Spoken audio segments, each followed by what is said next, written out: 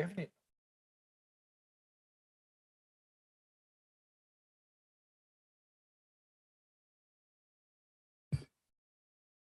Okay, good afternoon, everybody and members of council that have joined us to the Official Plan Update Committee agenda for March the 29th at 2:30. So I'd like to call this meeting to order. The first item on the agenda is election of a chair, that a member of the Official Plan Update Committee be elected chair for the remainder of 2018 to 22. Councillor Silovitz. Thank you, Mr. Mayor. I'd like to put a motion on the floor to appoint Deputy Mayor Joe DiPaolo as the chair of this committee. Okay, do we have a seconder for that motion? My monitor's not working. Councillor Shepherd. Oh, I'm sorry, you're right. Okay, so we have a motion on the floor. All those in favor? No speaking to I'm sorry, my apologies. Go ahead, Councillor Pirelli. I didn't say I wanted to speak at this time. I was just wondering why you hadn't afforded the opportunity to members of council. I didn't see any hands, but if you'd like to speak, go ahead. Well, you didn't ask. Okay, How would you see hands? Is there anybody that'd like to speak to this motion? Okay. Yes. Okay, go ahead. Through you to the mover. Why? Why what?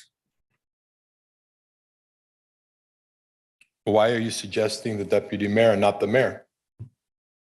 Because the mayor is already the vice chair. And I believe that Deputy Mayor DiPaolo would make a very, very good chair. Hope that satisfies. Could you elaborate on what makes him more qualified than for, say, Councillor Munge? I'm not going to get into that backwards and forwards with you, Councillor Pirelli. I have put a motion on the floor to appoint Deputy Mayor Joe DiPaolo. I've said my piece and I will say no more. All right. Mr. Chairman, I would have liked to have had a fulsome discussion on the issue to see, number one, we haven't established if Deputy Mayor DiPaolo is even interested in the position. So I guess through you to Deputy Mayor DiPaolo, are you interested in the position? Yes, I am. Oh, and can you explain to us why you feel that you're the most qualified for that position?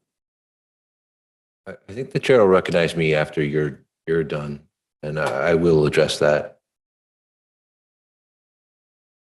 Hey, Councillor Pirelli. Well, okay, thank you. Yeah, I would have liked to have a little bit, further discussion. I see that both the mover and the appointee are reluctant to answer any questions regarding this. So I'm a little bit suspicious as to why we're not having an open and transparent discussion on the issue. Point of order. Go ahead, Councillor Silovitz. Thank you. Thank you. Yeah, point of order. Please don't put words in my mouth or say I'm doing something that I'm not, Councillor Pirelli. There's no reluctance here. I have given my motion. I have said I believe he would make an excellent chair. There's no reluctance here. Please watch what you say. Thank you. What was the point of order, Mr. Chairman?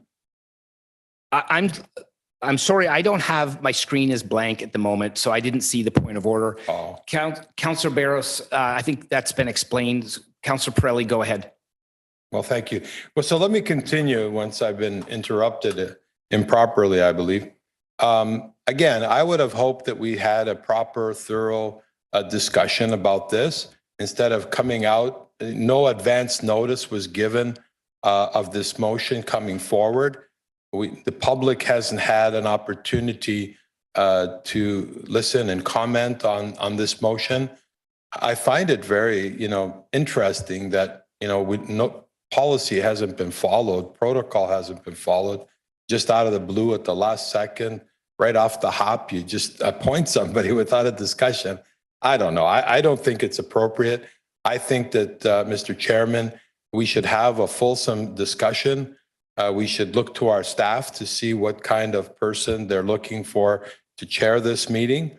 And I would welcome the opportunity to speak with other members of council and hear their comments as to, why they've chosen this person over others, and why this person feels that, they should be the one appointed to this position.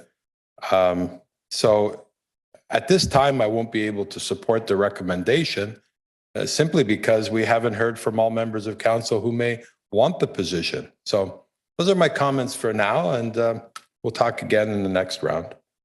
Okay, thank you. Just if I may, in any other committee that I've ever been on in this or other terms of council, the procedure to elect a chair is done exactly what we're doing at the present moment. So in terms of us not following procedure, I mean, Mr. Clerk, correct me if I'm wrong, but I think we are following procedure in this particular case. To the chair, that's correct. In the first OP update committee back in 2020, this was the first item on the agenda to elect a chair, and we're continuing as there is no longer a chair. Okay, thank you. Regional Local Councillor DePaulo, you're next on the list. Thank you, Mayor West. And thank you, Councillor Silovitz, for nominating me for this position. I do accept the nomination, and I ask the other members of council to support me in this role. When David Barrow resigned as mayor and I took over as acting mayor, I also took over his role as the chair of this official plan update committee. I have been doing that for a year now, and we've been engaged in a public consultation process that has been quite successful. I've been working closely with staff and our planning commissioner on this official plan update as chair, and the motion before you will merely provide some continuation to allow me to continue as chair for the remainder of this term. And I appreciate the nomination. I feel I'm uniquely qualified, being the only member of this council that has been the chair of this committee and have been immersed in this process. As I have for a year now, and certainly any other members of council, now is the time if they wanted to express an interest before we vote. All members are able to state their merits as well. Thanks, Mr. Mayor. Okay, thank you. Anybody else like to speak on this? Okay, anybody else on the first round? Seeing none, Councillor Pirelli on a second round. Oh, thank you, Mr. Chairman. I really appreciate the opportunity. Thank you for Deputy Mayor DePaula for those words. I think it's important that the next chair of this committee be someone who hasn't got any perceived conflict. And when I say perceived conflict, I'm talking about the current deputy mayor sits as the chair of the budget committee. And there may be at times, consideration given to the fact that, the direction of the budget committee may not be in line with the direction of the official plan committee because there are, financial implications. I personally would like to move that we consider Councillor Munch. I think Councillor Munch has demonstrated great passion for our official plan process. I would dare to say that Councillor Munch is probably the most knowledgeable member of council who puts in the most amount of time on official plan issues. I challenge anybody to argue that point. And so I would like to consider, and I guess, we should do this in a different fashion because we have a motion on the floor already to appoint DePaula. But I think we should really consider, and this is nothing against Councillor DePaula. I just think that someone like Councillor Munch, who's not chairing any other committees at this time, as I understand it, would be able to dedicate a lot more time, have no perceived conflict of interest, and seeing that he is probably the most knowledgeable on official plan issues, I would be really proud to see Councillor Munch lead this official plan for the next 10 years. So When the time is appropriate, I would like to nominate Councillor Munch for consideration. Okay, well, thank you. As you know, there is a motion on the floor at the moment. If this fails, then we will go to you. Is there any other speakers on the second round? Okay, seeing none, recorded vote has been called for by Councillor Silivets. Go ahead, Mr. Clerk. Mr. Chair, voting on the motion to elect Councillor DiPaolo as the chair of the Official Plan Update Committee. Councillor Silivets, Yes. Mayor West, Yes. Councillor Barrows, No. Councillor Chan, Yes. Councillor Shepherd. Sorry, if you could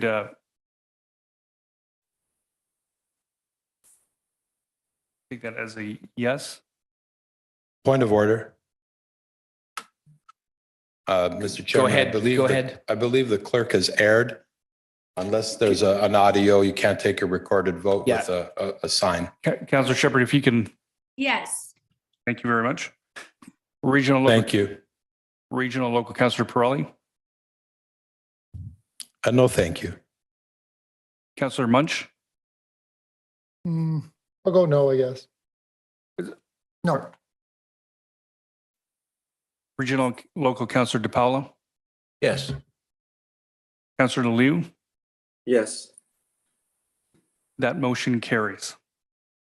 Okay, thank you. So at this time, I will pass the chair over to Regional Local Councillor DiPaolo. Okay, thank you, Mr. Mayor, and thank you very much, members of council.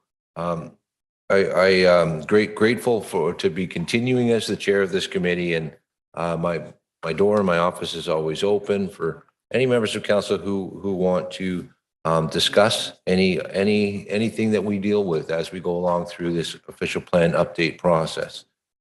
So the next item for business is the adoption of the agenda. Can I get a motion to adopt the agenda? I'll move that. Okay, moved by Mayor West, moved by Mayor West. Any discussion on the agenda? Seeing none, all in favor? Any opposed? That carries. Okay, very good. Do any members of this committee have a disclosure of pecuniary interest? If so, please state the general nature. I don't see any remotely or in the chambers. So we move to the minutes of the previous meeting. Now we have, we can proceed with one at a time. The minutes from our last meeting that was held on September 21st. Is there a mover for that? Minutes from our last committee meeting. Thank you. Moved by Councillor Chan. Any discussion on those minutes? All in favor? Any opposed? That carries. Okay, and we also have an extract from our council meeting held on February 9th. And we need a motion that the extract from that council meeting regarding the presentation from staff regarding the official plan update also be received. Thank you, Councillor Silivets. Any discussion on that?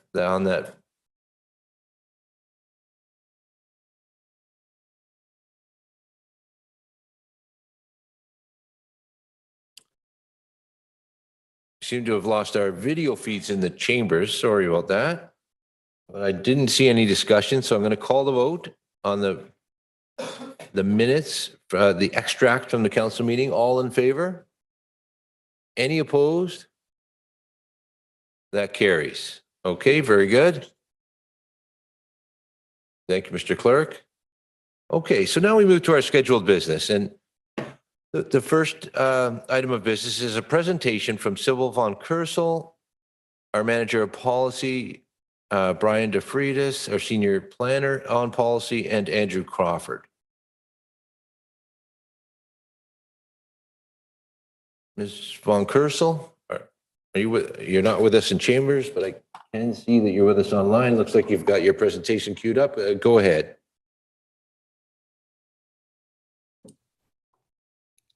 Calvin, did you want to say a few words before we get started? Yes, sorry, Mr. Chair. Sorry, I had my hand raised up, but I was not aware that you didn't have I apologize, Commissioner. I can't see the video screen, but you go ahead, Commissioner Kwan. Okay, thank you, Sibel. Mr. Chair, I just wanted to just a few opening remarks and just to reaffirm the importance of the official plan update project as we move forward in this long journey.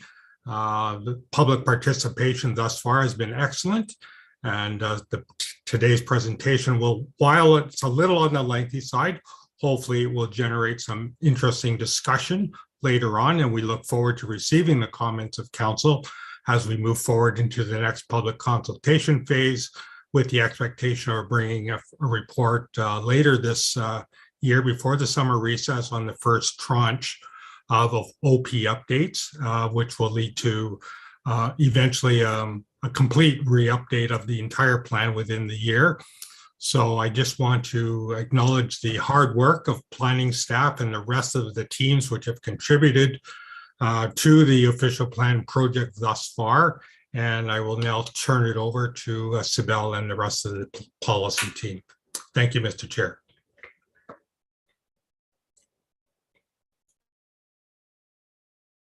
Thank you, Kelvin. If you could just go to the next slide, please. So this just provides you with an overview of today's presentation. I will provide you with a brief recap of how the official plan update will be undertaken in accordance with the next steps articulated in the council endorsed key directions report. Andrew and Brian will then use the balance of our time to briefly present to you the objectives and key policy and mapping changes proposed for 2 official plan amendments. And these are amendments we intend to consult on with the public and stakeholders during the spring of this year. And then I will come back to wrap up the presentation and outline our next steps with respect to these OPAs. And then we'll open it up for discussion with the committee. Next slide, please. So when we last met in September as a committee, we discussed emerging key directions.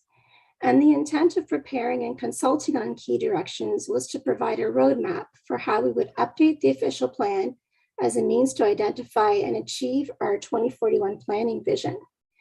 We clarified that the intention of the key direction report is to articulate a 2041 vision for city planning, to establish an urban structure that directs the majority of growth to a network of centers and corridors, and supports economic development by enabling more jobs within the city, and also ensures development is environmentally, socially, and economically sustainable.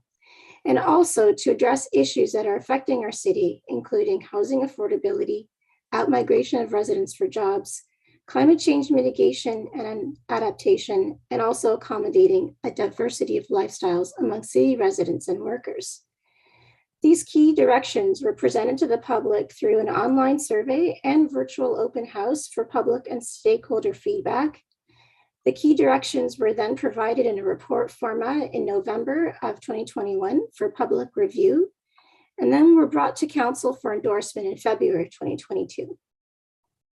So council endorsed the key directions report on the 9th of February, and accordingly, we have been moving forward with the next steps outlined in the report. Next slide, please. The endorsement of the key directions report leads us to the 3rd phase of our official plan update process, which is the time we actually amend our official plan. As noted in the report, we propose to undertake the update of the official plan through 3 batches of official plan amendments, with the first batch being proposed in advance of the approval of the regional official plan, and the 2nd and 3rd batches being proposed after the approval of the ROP. And as you'll see on the slide, we anticipate the ROP being adopted in June of this year and going to the province for approval in the fall. For your information, there's an appendix attached to the presentation, which was shared with you on Friday. And in this appendix, we have included all of the OPAs we intend to undertake, which are listed on this slide, and also the key directions that align with them. By undertaking the official plan update through these batches of OPAs, we believe this approach helps council and the public digest the changes to the official plan based on themes and/or specific areas. And this approach also ensures that there's flexibility in terms of advancing themes, so that if some matters need more time to be addressed, we can take that time without holding up or advancing other matters. As such, as we move along this process, OPAs can be enacted independent of each other. Today, we'll focus on the first two official plan amendments identified in the Key Directions report, which relate to the city vision and structure, and also to neighborhoods within the city. As will be explained in the presentation, these OPAs can be advanced independent of the status of the ROP, and based on proposed timing of these OPAs, at the time of the ROP adoption, we will ensure that the recommended changes conform with current and proposed ROPs prior to advancing to adoption for City Council. Next slide, please. So to now turn the presentation over to Andrew Crawford, who is leading the preparation of what we call Official Plan Amendment 18.3, which is the city's vision and city structure. Go ahead, Andrew. Great, thanks very much, Sibel. And good afternoon to all the committee members and mayor and members of council. This will be a I'll give you a quick overview of OPA 18.3. There are a lot of changes, a lot of significant changes that are being proposed as part of this OPA. So I will have to go through them fairly quickly, but I'll try to provide as great an overview as I can of all key important elements. Next slide, please. So OPA 18.3 is really the big foundational piece of the official plan update. It proposes to insert the new vision as well as update the plan to a 20-year horizon and lay the groundwork for all the upcoming official plan amendments that will be part of this process, as Phil just described. So the main objectives are listed here on this slide and will be further expanded on in the upcoming slides.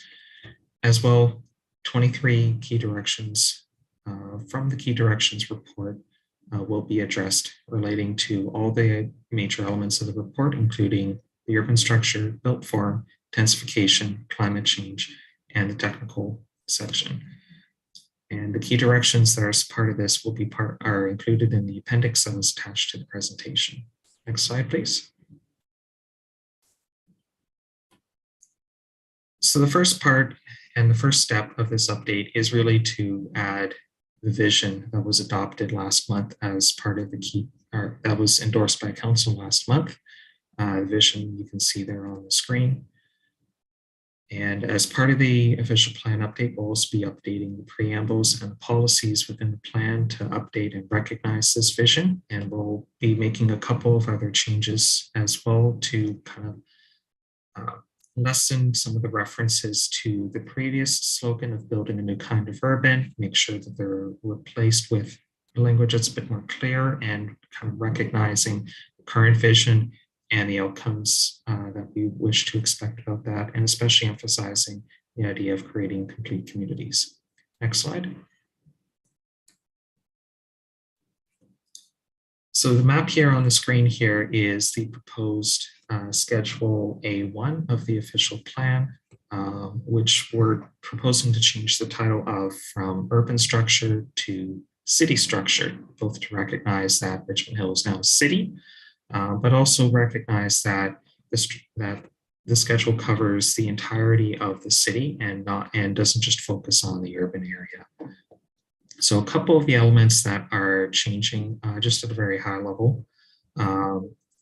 The schedule has all of our centers and our corridors on the map. It has our employment area on it. Again, just at a conceptual basis, it has our greenway system and our urban areas in it. And yep, I did say employment area as well.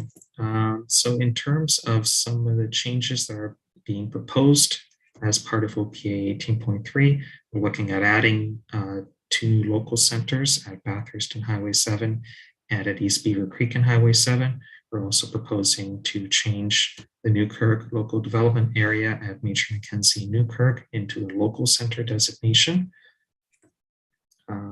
We're also looking at updating the employment area mapping to recognize some of the employment conversions that have been endorsed by council. We're going to be recognizing there's some employment areas in North Leslie, which were kind of approved through the North Leslie Secondary Plan. And there are a couple of other changes related to recent provincial applications and approvals down in the bottom left. Some changes to the Parkway Belt West Plan area that as a result of an application to the province, as well as the two minister's zoning orders that were approved by the province near Major Mackenzie and the 404. We're also looking at extending the regional mixed-use corridor further north to Bloomington Road along the entire length of Yonge Street. And we also added in a bunch of other transit infrastructure on the map, including two potential GO station locations along the Richmond Hill line at 16th Avenue and at Elgin Mills. These aren't recognized yet in Metrolinx or MTO plans, but we'd like to put them in there for advocacy purposes to make sure that it's on their radar and we can, have improved transit service to these areas as well. And I think that's more or less it for this slide. A lot of changes to the schedule, yes, but let's move on to the next slide, please. So we will also be working on clarifying the intensification hierarchy, which is the trapezoid on the left, and we will be adding in a new mobility hierarchy, which is the colorful trapezoid on the right. So in terms of the intensification hierarchy, it's more or less the same one that we have currently in the plan right now, but we are looking to add more language and direction regarding these specific elements, including where to prioritize and direct our growth and supporting infrastructure. And in terms of the mobility hierarchy, we're proposing to add this to the plan to provide a bit more clarity and prioritization of the different modes of travel, which will include walking at the top and other types of active transportation, including cycling, micromobility, which will include electric bikes and scooters and transit, over try to prioritize some of those types of modes over the use of single occupant vehicles. And this is a departure from kind of the historic approach of suburban-based planning, which is car focused, and moving towards a more modern urban type of mobility. We'll have more directions in future batches, as well as we work through the Transportation Master Plan and Urban MESP updates. There is one thing to note, just on a quick note regarding major transit station areas. You notice that the city structure map on the previous page, as well as the intensification hierarchy, doesn't have any MTSAs on it. There's two reasons for that. The first is we have to wait for the region to complete their official plan update before we can update our plan with the MTSA boundaries. But also, we also want to recognize that because the MTSAs are so varied across the different areas of the city that they're located in, that we want to wait for the more detailed planning of some of our centers that will be coming through the batch 2 and batch 3 OPAs to make sure that we get the appropriate area specific context right for these areas. Next slide, please. And the balance of OPA 18.3 will be looking at these 6 areas here: affordable housing, climate change, sustainable development, infrastructure alignment, park hierarchy, and urban design. And these 6 areas are all areas that we will be drawing support and advice from the report and information that we received from David Dixon, and specifically his Planning for Change report. Next slide, please. So the first area is on affordable housing. We are looking to incorporate a couple new, either new or subsequent or strengthened policies coming out of the recommendations from the affordable housing strategy. The first one is kind of beefing up our policies around the demolition or conversion of existing purpose-built rental buildings and units. So we're strengthening from discouraged to a prohibition of any purpose-built rental units as long as the vacancy rate is below 3%, which is a typical healthy market for rental. And it would not apply to buildings that are 6 units or less. And we would also want to make sure that any rental units that are considered affordable, if they are being replaced, that they would be replaced by likewise affordable rental units. Second policy is requiring all of our new high density buildings to institute a minimum of 5% of the units as containing 3 or more bedrooms. This is a policy that we've kind of introduced in a couple of our secondary plans, our draft secondary plans. But we do feel that this would be an appropriate policy to implement citywide rather than just in specific areas.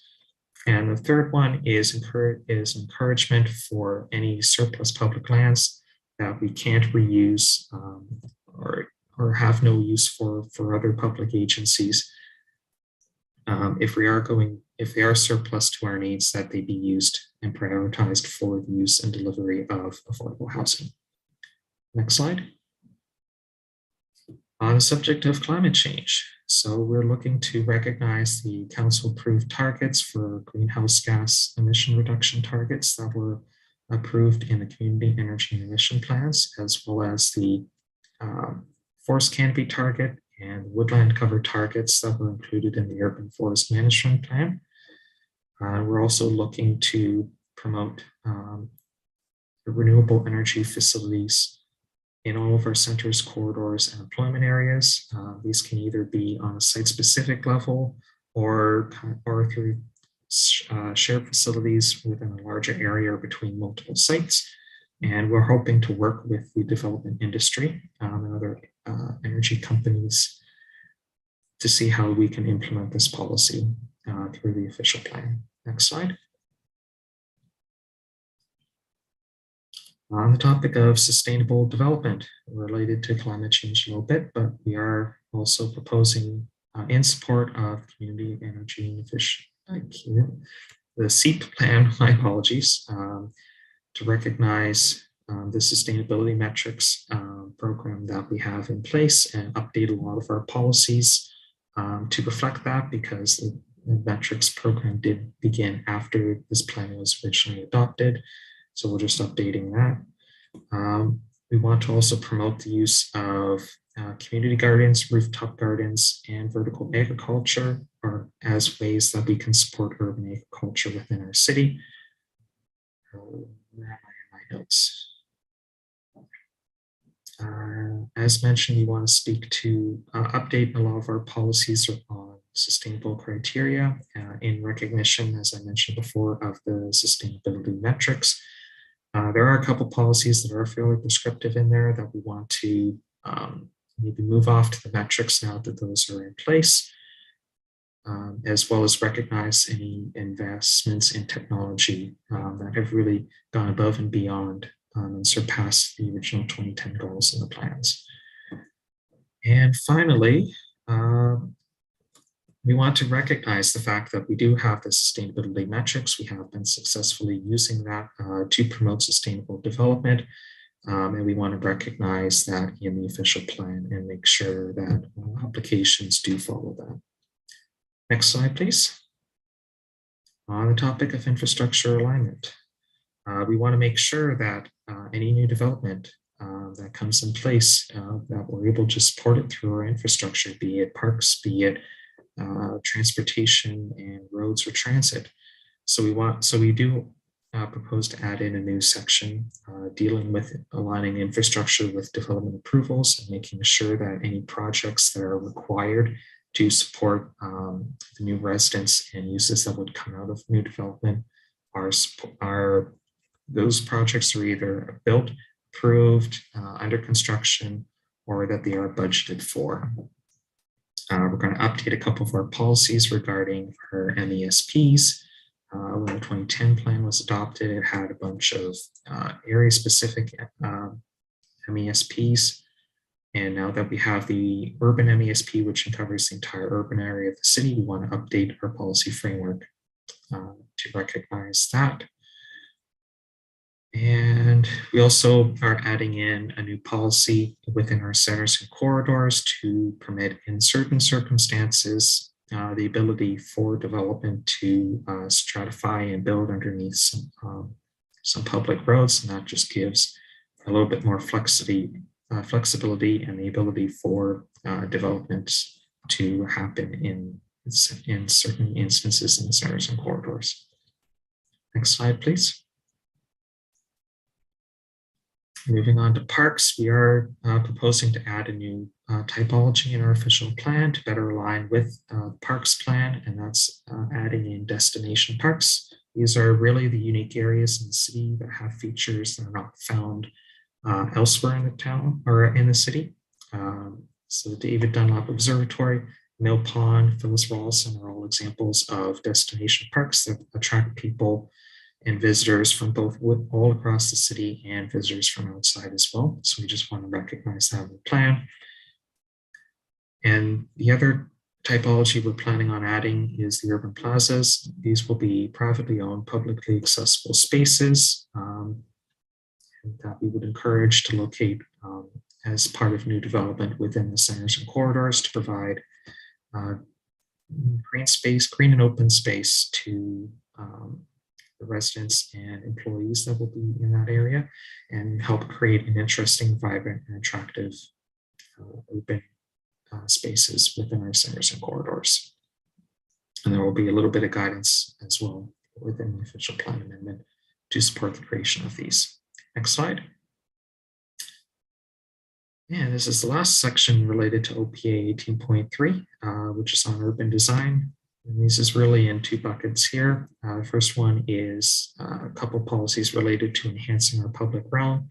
So we'll be adding in a new gateway to support the new local center at Bathurst and Highway 7, which will act kind of as a front door main entry point for people entering Richmond Hill from the west.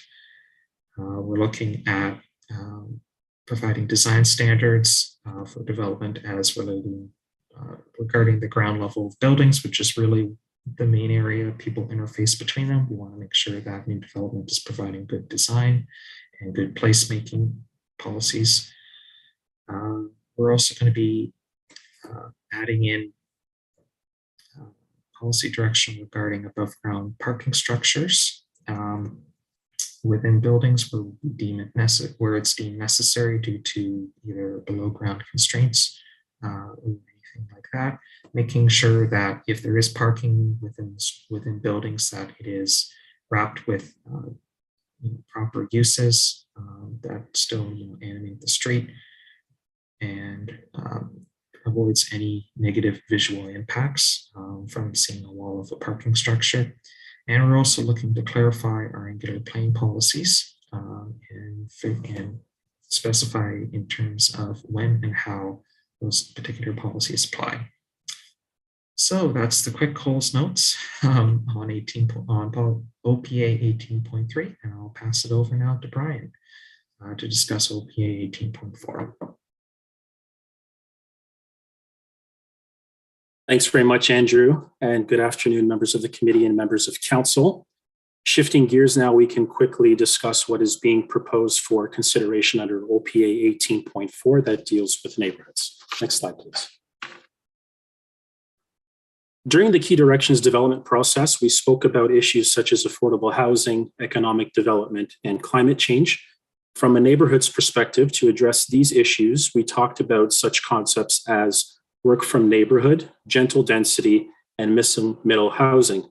We also talked about identifying and protecting distinguishing features in our neighborhoods. And as we began to draft this OPA, we also took into consideration feedback we received through the Zone Richmond Hill consultation process on topics such as infill, community uses, and aging in place. And we also considered the more recently released recommendations coming from the Ontario Housing Affordability Task Force report that was released in February of this year. So the neighborhood OPA proposes changes to the official plan to address these concepts noted in the Key Directions report, but to also strike a balance to what some people might say appear to be competing directions. Next slide, please. With respect to the 15-minute community principle, you may recall a quote expressed by our urban visionary, David Dixon, where he stated, "Density without amenity is crowding. Density with amenity is community." And so to that end, this OPA, we are trying to address permissions for community amenities that support neighborhoods and residents' day-to-day activities. Some of the changes addressed through the OPA include expanding permissions for home occupation types so that they are no longer limited to just a professional or office use, clarifying permissions for where live-work units can locate along arterial streets, expanding permissions for locating neighborhood commercial sites anywhere along an arterial street, not just at an intersection, and clarifying policies regarding the retention of existing commercial space in neighborhood commercial sites where they may be proposed for redevelopment. And that's really to get at the recognition of the fact that neighborhood commercial sites do provide a vital function and role to neighborhoods. And also we are looking at relaxing policies and locational criteria for community uses, such as public schools and private schools to locate within neighborhoods. Next slide, please. With respect to housing, you may recall that last November, Council did endorse the city's affordable housing strategy. And in it, there are a number of recommended actions for the city to consider to address the housing gaps in Richmond Hill. And through this OPA, we are recognizing the importance of supporting the missing middle housing, which can be a means to address housing affordability. And to that end, the policies of this official plan amendment will continue to permit low-density residential uses anywhere in the neighborhoods. This includes singles, semis, and duplexes that are typical in most of the city's residential areas. But in addition, this OPA also introduces new OP permissions to enable multi-tact dwellings. And the concept of multi-tact housing was introduced through our affordable housing strategy. And through that work, we learned that the city's demographics are indeed changing. And at the same time, affordable housing options for low and moderate income households are becoming more and more out of reach. And this is particularly true when it comes to ground-related dwellings. So policies which support the provision of multi-tact housing creates new opportunities for low and moderate income households to be able to rent or own part of a multi-tact dwelling while having access to shared yards and parking facilities. Next slide, please. Multi-tact dwellings are essentially multi-unit dwellings that contain 3 or more units. As illustrated on this slide, the concept proposes to partition what would otherwise be a single detached or semi-detached house into several self-contained units. This is what makes them unique and different from other multi-unit developments, because the concept for this form of housing involves utilizing the existing supply of single detached or semi-detached housing lots and applying the current zoning provisions that apply to them. Multi-tact housing, therefore, are dwellings that utilize the existing building envelope and comply with all existing height and setback limits associated with a single detached or semi-detached dwelling. And because they use the existing zoning permissions and don't require any sort of land assembly, they can be brought forward to market relatively quickly in comparison to other multi-unit developments. Next slide, please. The permission for multi-tact housing basically results in an added permission to what we already allowed through last year's Council's approval of the additional residential units official plan amendment and implementing zoning bylaw. As you recall, the ARU OPA generally permits an additional residential unit in a primary dwelling, and in some cases, another unit in a structure accessory to the primary unit. Think about a detached garage and an accessory unit above that. This official plan amendment, however, could allow for more than one additional residential unit in the dwelling. And we believe that additional residential units and multi-tact housing provide the gentlest of gentle density options that are available to the city at its disposal. We understand that some of our parking and our zoning standards may create challenges for multi-tact housing. And on that front, we propose that parking and waste provisions be addressed through zoning in a similar fashion as the requirements we set out for additional residential units. We do also recognize that the provision of multi-tact dwellings is very much new territory, not only for the city, but for many other municipalities across the GTA.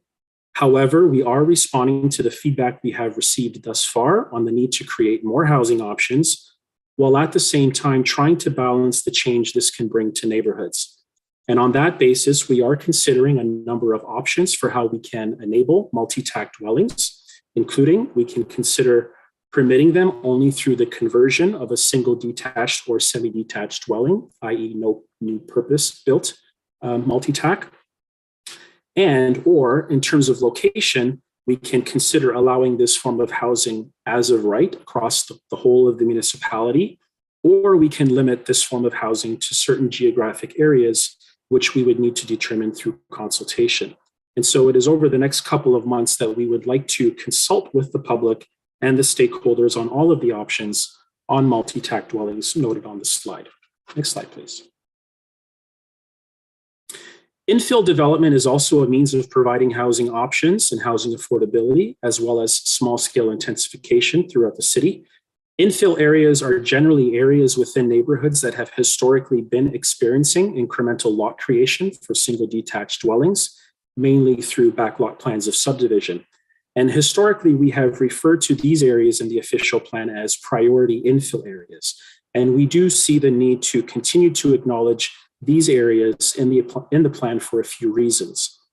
One, they represent areas where infill has been started but not yet finished. So there is a need to ensure that these areas do develop in an orderly way to ensure that the completed patterns of development that have been started continue.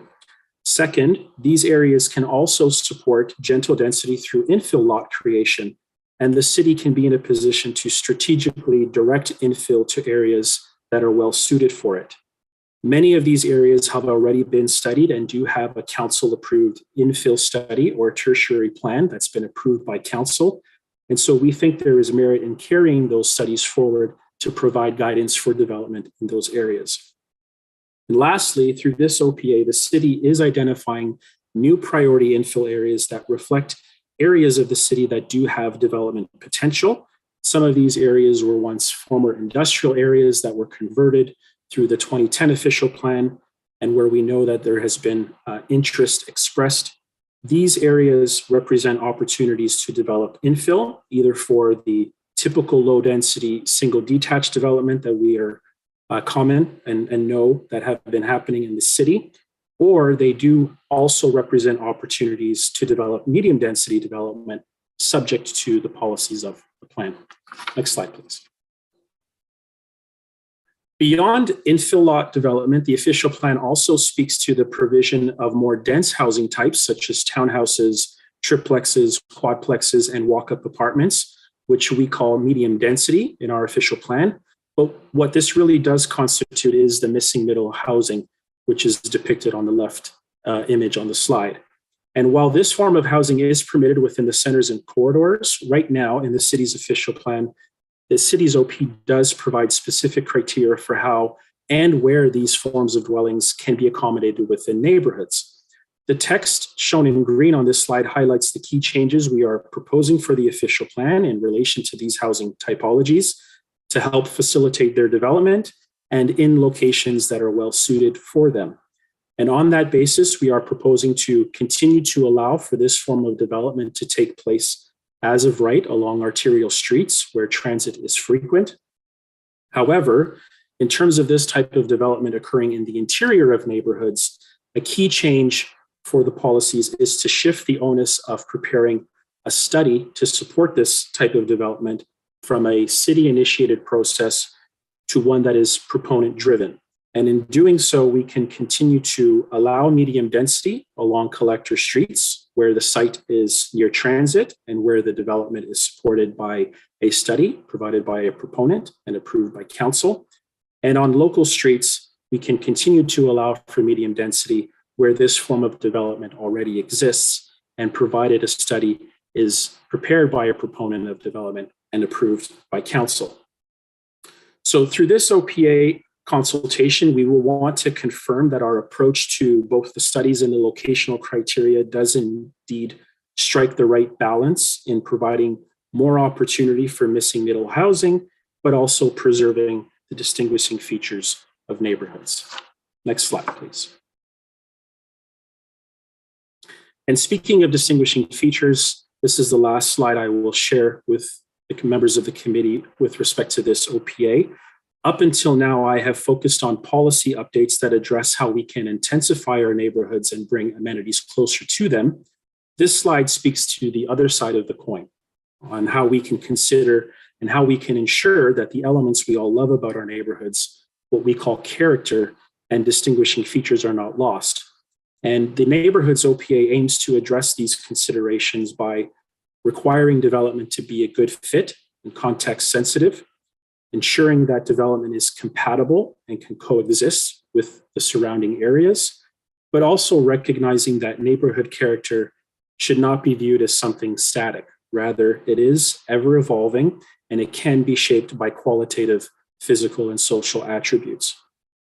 And so to meet this overarching policy objective, the official plan amendment will also include direction requiring proponents of development to identify distinguishing features and to demonstrate how their proposed development is compatible and complements those features.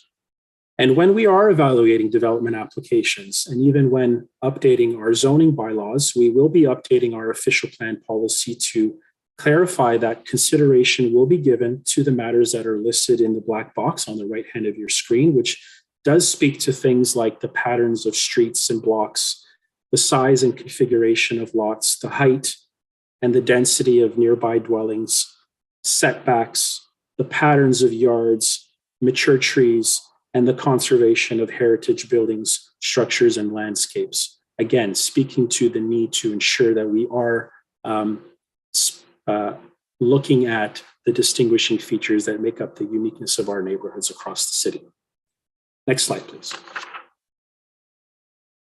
Okay, that does it for me. I will now send it back to Sibel, who will walk us through the proposed engagement process for the two OPAs. Sibel?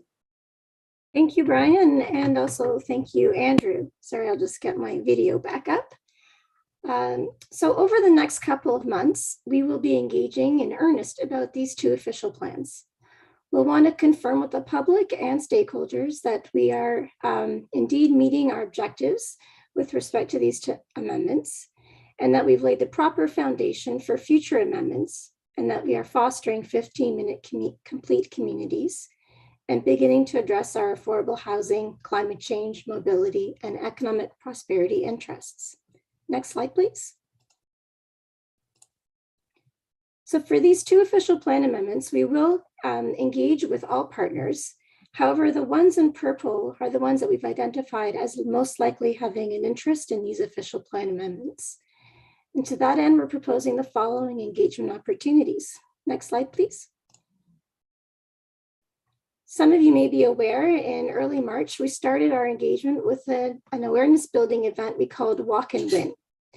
We challenged residents of Richmond Hill to take a 15-minute walk from their home and observe what their community had to offer. And then we asked them to take a very short survey to reflect on their experience in relation to the 15-minute community concept we've been talking about over the last few months. On Thursday, the Zone Richmond Hill team will be hosting a public information center about home occupations. And during that session, we will let participants know about our intentions to update the official plan in relation to home-based businesses, as Brian had mentioned. And in April, from April to June, we'll meet with stakeholders, including our building and land development community and our soon to be formed Affordable Housing Strategy Implementation Committee to speak about our official plan amendments and elements of them that may be of particular interest to them. And of course, we will also undertake the statutory steps required for adopting an official plan amendment. And these include making the documents available for public review, and we'll do that as of April 7th, hosting a virtual open house, which will take place on April 26th, and holding a council public meeting, which will be on May 18th. And then we intend to bring forward the official plan amendments for council adoption in June. And again, this is subject to the regional official plan adoption as well, so that we ensure that we have our official plan amendments do indeed align with the existing regional official plan as well as the adopted one. Next slide, please. So this brings us to the end of our presentation. And our simple recommendation is that the committee receive our presentation and refer comments to staff. And so from here, we can open it up for any discussion. Thank you very much.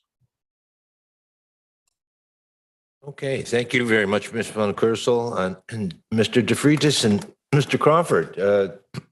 Thank you for your components of this presentation. This is, it's very, very extensive.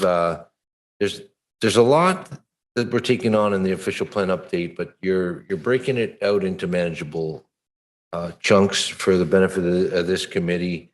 I hope everyone understands today's exercise is just the batch one, the vision and the city structure, and a little bit into the neighborhood discussion. So we're, having the benefit of that presentation. I think I'll just bring it back to committee members for asking questions. If any of the three presenters or our planning commissioner, any members of committee have any questions on what have been presented there?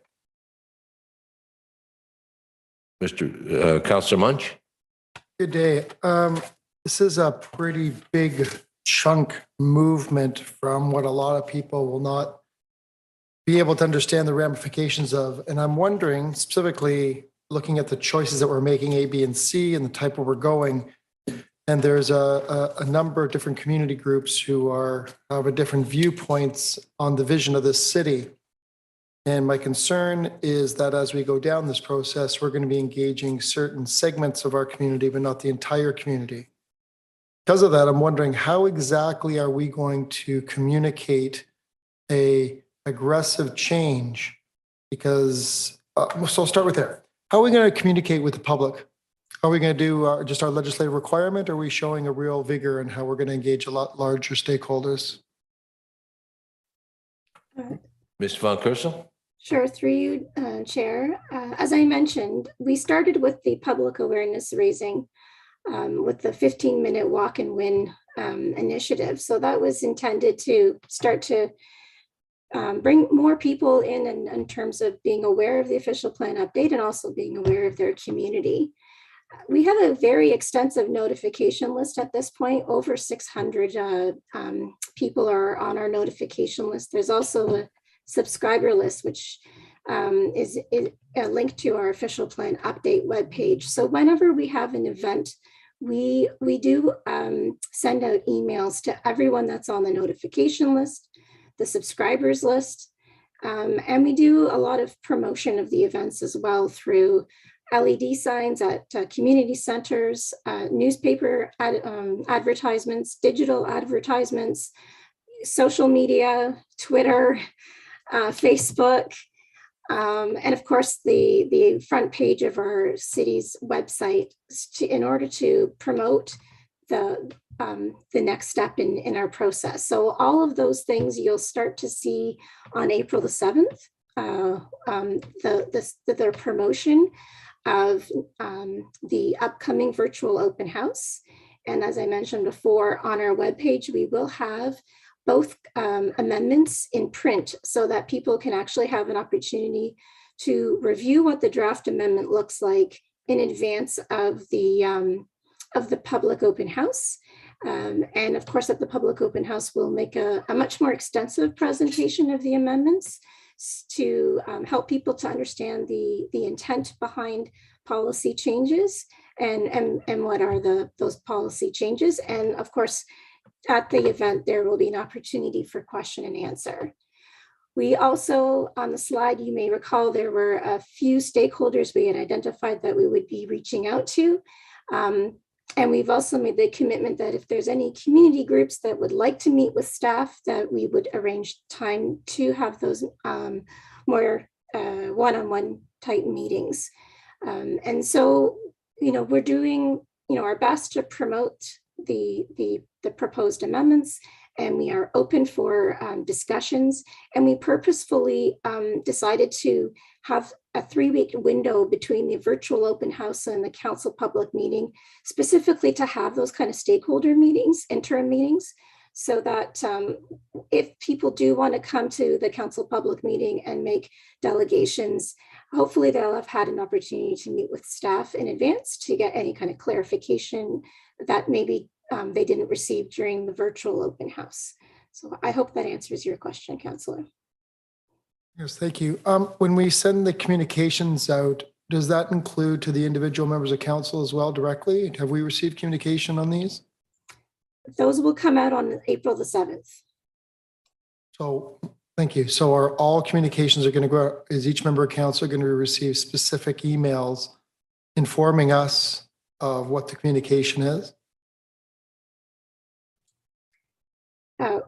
The message that we would be sending out to council is to let them know that the official plan update webpage has been updated and that the materials that I mentioned are available for their review. And as I'm mentioning now, similar information will be shared with those people that are on our subscriber lists and notification lists. So the communication is the identical communication going to be provided to the members of the public, to members of council? By and large, yes. So if it's by and large less, what is not being communicated to council that is being communicated to the public? It's just, and sorry, in terms of the text of the message, it may be slightly different because our audience is different. Obviously, members of council are much more informed about this process because we're having this meeting today. If we were to send a message to a webpage subscriber, they would have a different message to say, we've updated our webpage, come and take a look, we're having these events. So the language would be a little bit different depending on the audience, but the message is the same, that we have these amendments that we would like to consult on, and we have events coming up in which you can participate and provide your comments. So I'd recommend and prefer, and if you want, I'd gladly move a motion if you don't tell me otherwise. I think members of council, it'd be worthwhile that if we're sending a communication from the city of Richmond Hill to people on a communication mode, call it Twitter, maybe some members of council might also have a Twitter account. I can't speak for other members of council. And maybe it would be worthwhile if we could utilize the same messaging to going to the same communication group in Richmond Hill that may not be 100% known to the city of Richmond Hill staff. Consequently, if we don't want to do that, then I would recommend that you provide that information to members of council so we can make sure that we inform all the public as much as possible, because we want to make sure it's a wholesome process. So whichever way you want, either let us know who you're sending it to so we can make sure that we're not duplicating it, or two, please allow members of council to have that so we can multiply the efforts of staff that we're working cooperatively in the same function to inform people that we're actually doing things to engage them in a way of which how our city is going to be built, because we don't want to have a situation where people are upset. And for people like myself who are saying, well, hey, we let staff do whatever their communication they're going to do. We don't really inform you. That's up to you to figure it out. It doesn't really build a great relationship between the public and our governance, in my opinion. So I'd prefer, if possible, and if you could let me know if you're not going to do that, so we can do that, or do I need to move a motion now? Either way, but I do think that members of council on behalf of the public and businesses need to be informed exactly what that communication strategy is in a timely fashion, so we can react to the public, we can keep informed the public that we don't know, and make sure we're having a wholesome approach. So can you please give me feedback on what your thoughts are there? Yeah, no, that's an excellent idea. We'd love for council members to be able to spread the news, and we'll make sure to get that information to you. Okay. Also, the approach that we're saying now going in our official plan, it's somewhat different than the 2019 unanimous support by council with the Watson report. So how is this official plan update going to be a modification to the direction of what the 2019 Watson report provided?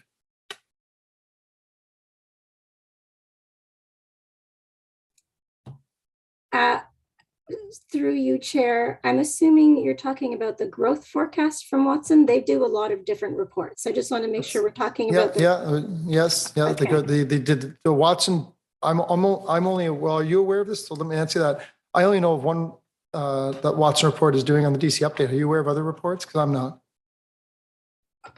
Yeah, they're working on several different projects for the city, but with respect to the growth forecast, We have been working with Watson in developing that growth forecast. And of course, they've also been utilizing data that's coming from the region with respect to the regional growth forecast, because we obviously want to make sure that our forecasts are aligned with each other. That forecast information has been provided to our consultants who are working on the Urban Master Environmental Services Plan, as well as our Transportation Master Plan and the Parks Plan. So that is what was one of our commitments, was to ensure that if we were going to advance the city structure, we would want to make sure at least at a preliminary level, there was confidence that the city structure could be supported by the various infrastructure that we need to accommodate growth. So that has been factored in the development of the city structure, as Andrew explained in his presentation. So the regional plan and the council official plan are might be a little bit modified differently. Again, I'm not sure what this council is doing, so leave that aside.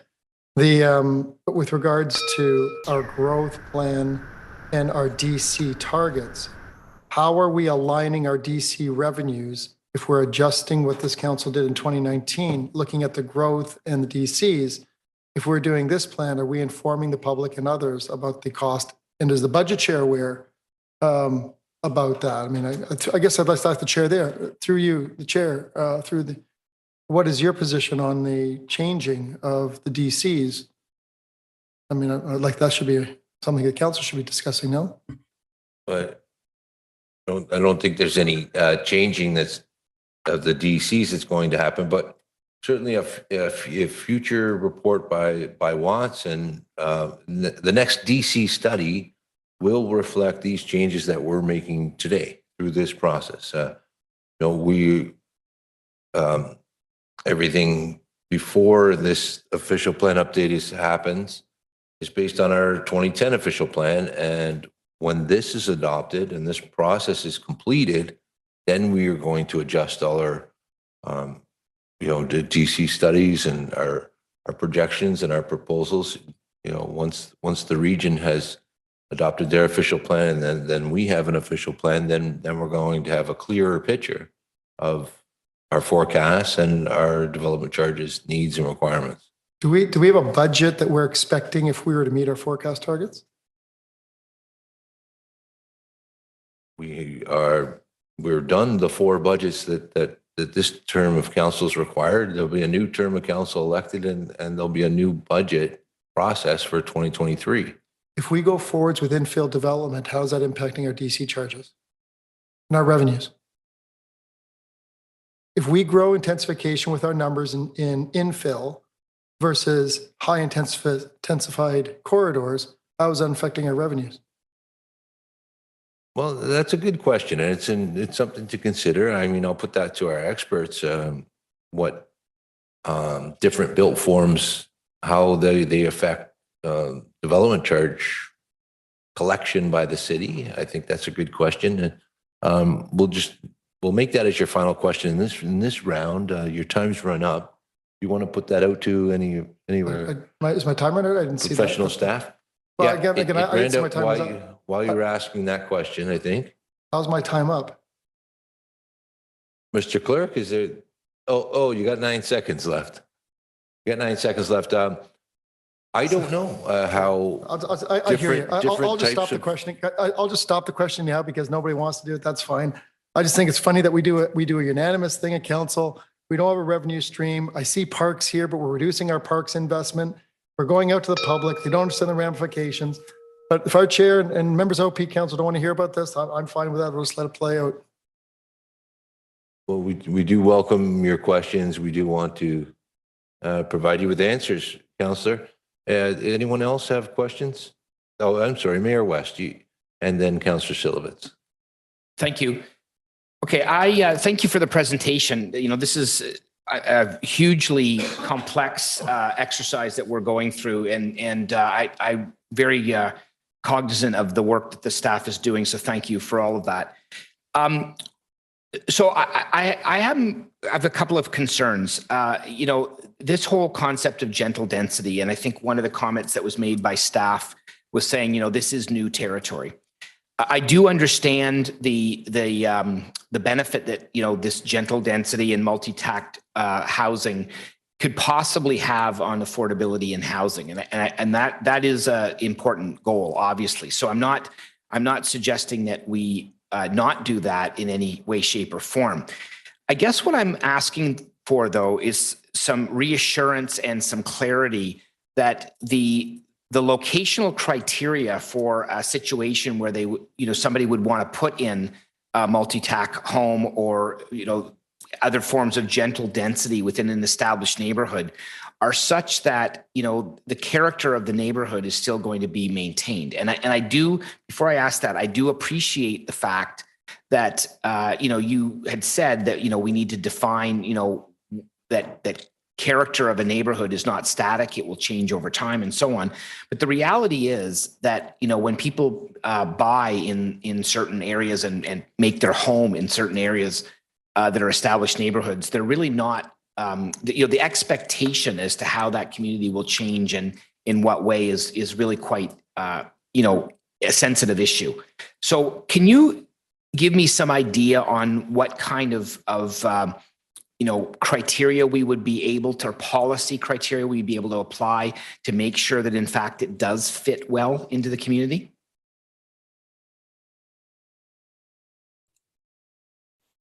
Ms. Van Kersel? Sure, through you, Chair. So I think there's a lot of layers to that question. As expressed or explained by Brian, we're looking at different ways of introducing gentle density.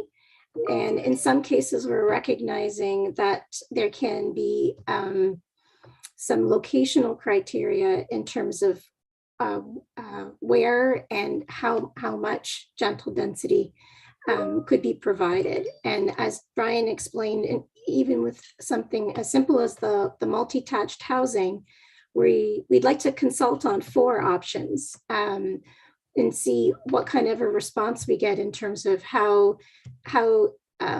easy it would be to bring forward that type of housing or where.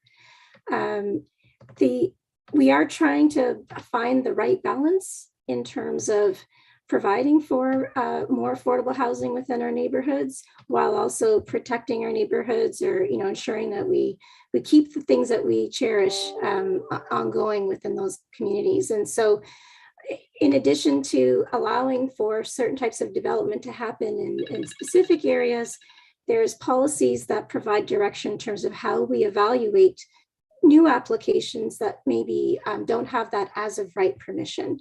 And we do look at the concept of character, but recognizing, like Brian mentioned, character isn't static and it changes. And I think a really big thing to be mindful of is the demographics of the community, because those change and the needs of the community change. And therefore, things that, you know, you would argue don't seem to fit with the character as it looks today might fit with the character in terms of who's in that community and what their needs are. And so maybe going as far as doing a bit of a smaller area study to understand what are the demographics, what are the needs of the community, and would this development actually come to be a benefit to the community and support the needs of that community.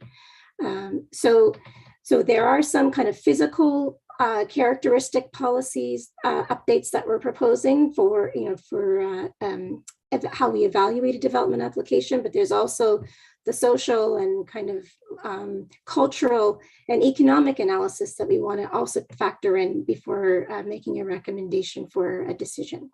So I hope that answers your question, Mr. Mayor. Well, it probably answers it about as well as you can answer it. So I appreciate that. But I mean, I think that complex answer, you know, is indicative of the complexity of the question. And so I'm going to tell you right now that I will be looking very much to see the work that we're going to be accomplishing on that aspect of this plan, because I think it's really important. I mean, I think, you know, there are probably opportunities for multi-tact and gentle density, as we call it, in neighborhoods. I know in the neighborhood I live in, there's a number of multi-residential buildings that are up. There's one across the street from where I live, and it blends into the neighborhood quite fine. But I think we really need to be looking at that to make sure that we're not upsetting an important part of our community, which is some of our established communities. The other thing I think is important on that note is looking at, and this was touched on, is that if you're going to put in multi-tac homes and there just clearly isn't enough room for people to park or other infrastructure needs within that community, that's the kind of stuff that's going to change the character of the community. And it's not necessarily going to be in a way that the community can absorb it. So, I mean, we have to have a conversation with residents about this. And, my second part is that, this is a big chunk, as Councillor Munch said. I agree. But I mean, I have confidence in staff that will do all the public engagement that we need to make sure that we hear from residents in a meaningful way. But I'm just encouraging staff that do what you need to do to make sure that we not just get the word out as was discussed with the previous speaker. And I think that is very important.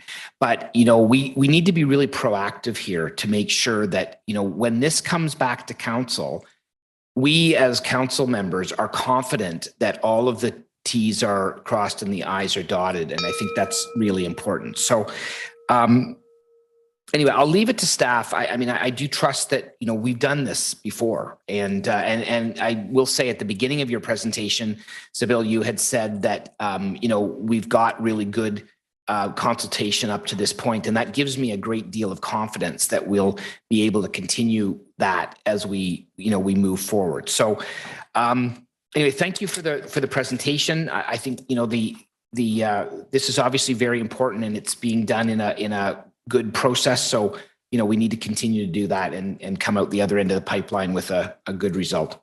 Okay, thank you very much, Mr. Chair. Are we just asking questions now, or are we moving? Yeah, I'm just going to do a round of questions, and then we'll get a receipt motion on the floor. Okay, thank you. Just doing one round of questions here. So I have Councillor Silovitz, and then Councillor Barros, and then Regional Councillor Pirelli. Councillor Silovitz? Thank you, Mr. Chair. First of all, thank you to staff. As our other speakers before me said, it's difficult to funnel down such a comprehensive document, but you did it very well. Thank you. There is a lot to take in and a lot to learn and a lot to understand.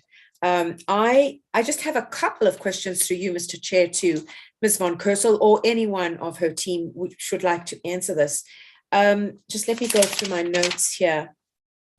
Okay, going first to right at the beginning of the presentation, it was mentioned that you want to change the Newkirk business area to a local center. Can you tell me or explain to me, help me understand what that change of designation would mean in a positive? Is there a negative? Through you, Chair. What we are mentioning there is right now we have an area called the Newkirk Local Development Area. It's on three corners of the intersection at Major Mackenzie and Newkirk. And in 2020, we did a report to council regarding conversions of employment areas. Yeah. And we got support from council to convert the employment area south of Centre Street to Major Mackenzie. So that corner. And through our key directions report, we identified that we would like to call that corner, along with the other three corners of the LDA, a local center, because a local center would generally be providing for greater intensification than what you would find in a local development area.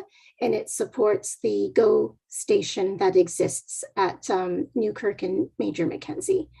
So we're sort of promoting or elevating the designation from local development area, expanding it, and calling the area a local center, which will be a major transit station area as well, and can support a mix of uses, both employment and residential, as well as commercial uses.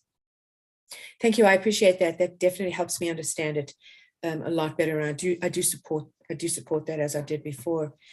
The other question I have is regarding this our new terminology here of multi-attached dwellings. and gentle densities. That's a very, very good way of putting things. If you could go to, if we could share screens again and go back to, I believe it was slide 21.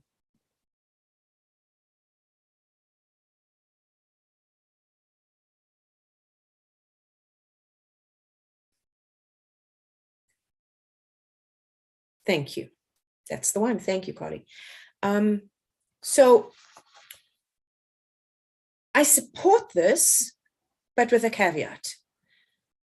I definitely think that we do have the ability within our established neighborhoods to offer a greater choice of housing and perhaps offer greater affordable housing with regards to renting out different units on a property you may own.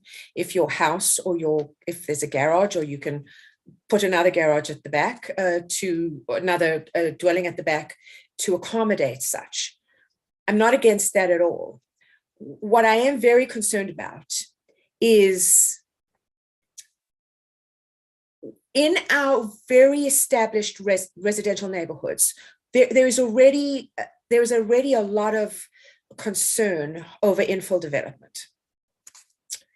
And we've seen that specifically, I'm speaking about Ward 5 here, specifically in certain areas of Ward 5 that are bounded by Bathurst and Young, Weldrick and Carville.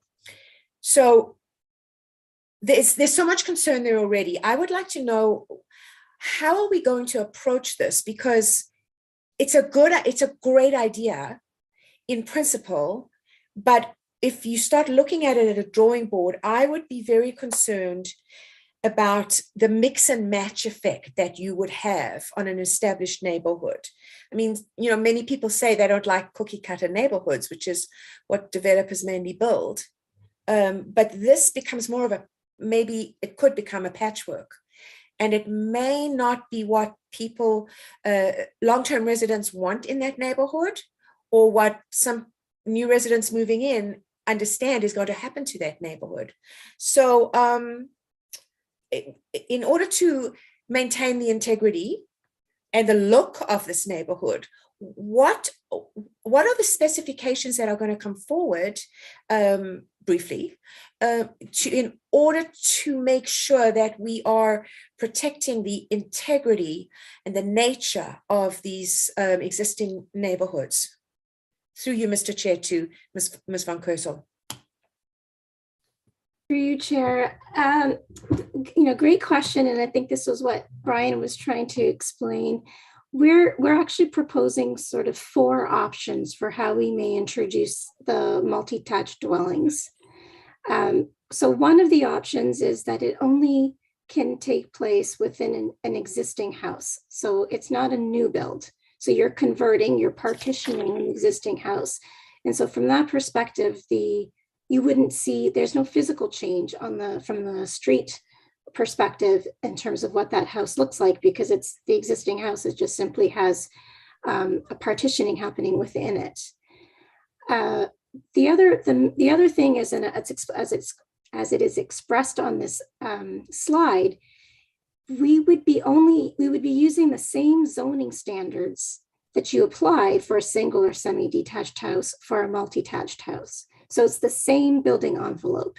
If you were to see a zoning standard for a triplex or quadruplex, the standards are very different than what they are for a single or semi. But in the case of the multi-attached, it's the same zone standards, with the exception that you're having 3 or more units happening in that what would otherwise be considered a single detached house.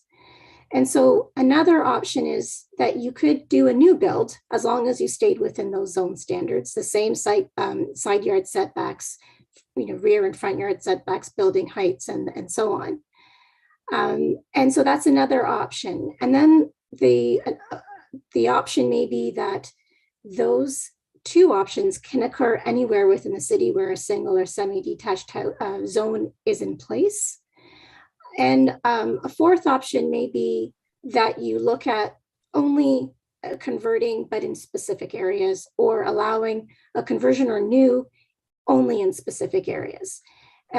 So we're looking to get feedback on those 4 options, obviously from members of the committee, as well as stakeholders and the general public, in terms of which of those options make the most sense for our communities.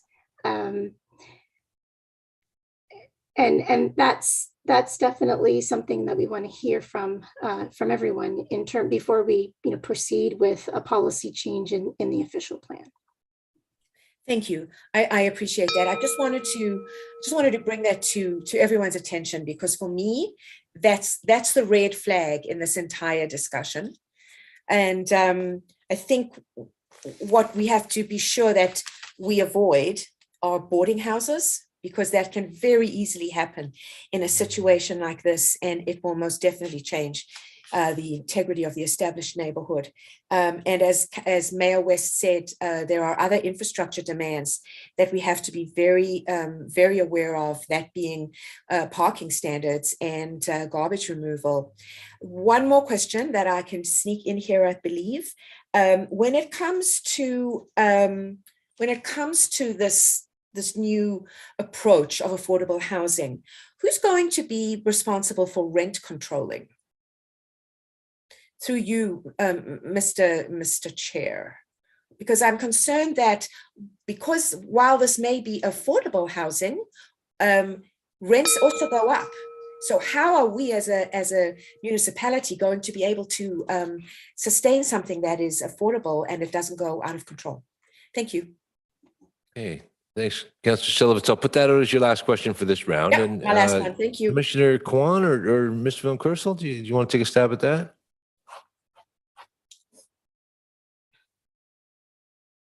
I guess I'll just comment. Oh, sorry, Calvin, I didn't see you. Go ahead. I just find trouble finding the right buttons here.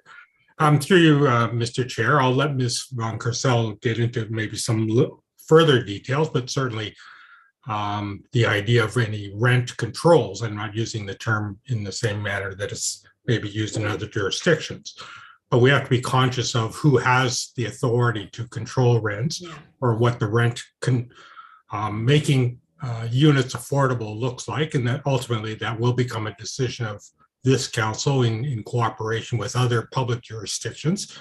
But these are some of the things that we're looking at through the overall affordable housing strategy. And it is an outcome that we hopefully can reach a resolution on going forward, but we don't have any definitive strategies at this juncture. And certainly many other strategies have been tried in other jurisdictions, such as inclusionary zoning, for instance, which establishes very defined parameters on the provision of housing in various development projects going forward. But it is certainly one of the things on the shopping list of strategies to investigate through the affordable housing work that we continue to do. Thank you, Commissioner. Appreciate that. Thank you, Mr. Chair. Okay, thank you, Councillor Silivitz. I noticed Councillor Chan's going to be joining the speakers list, and I'm going to go next to Councillor Barrows. So to staff, tell me more about your multi-tack. Give me some examples in the Ward 1 area where you thought this might work.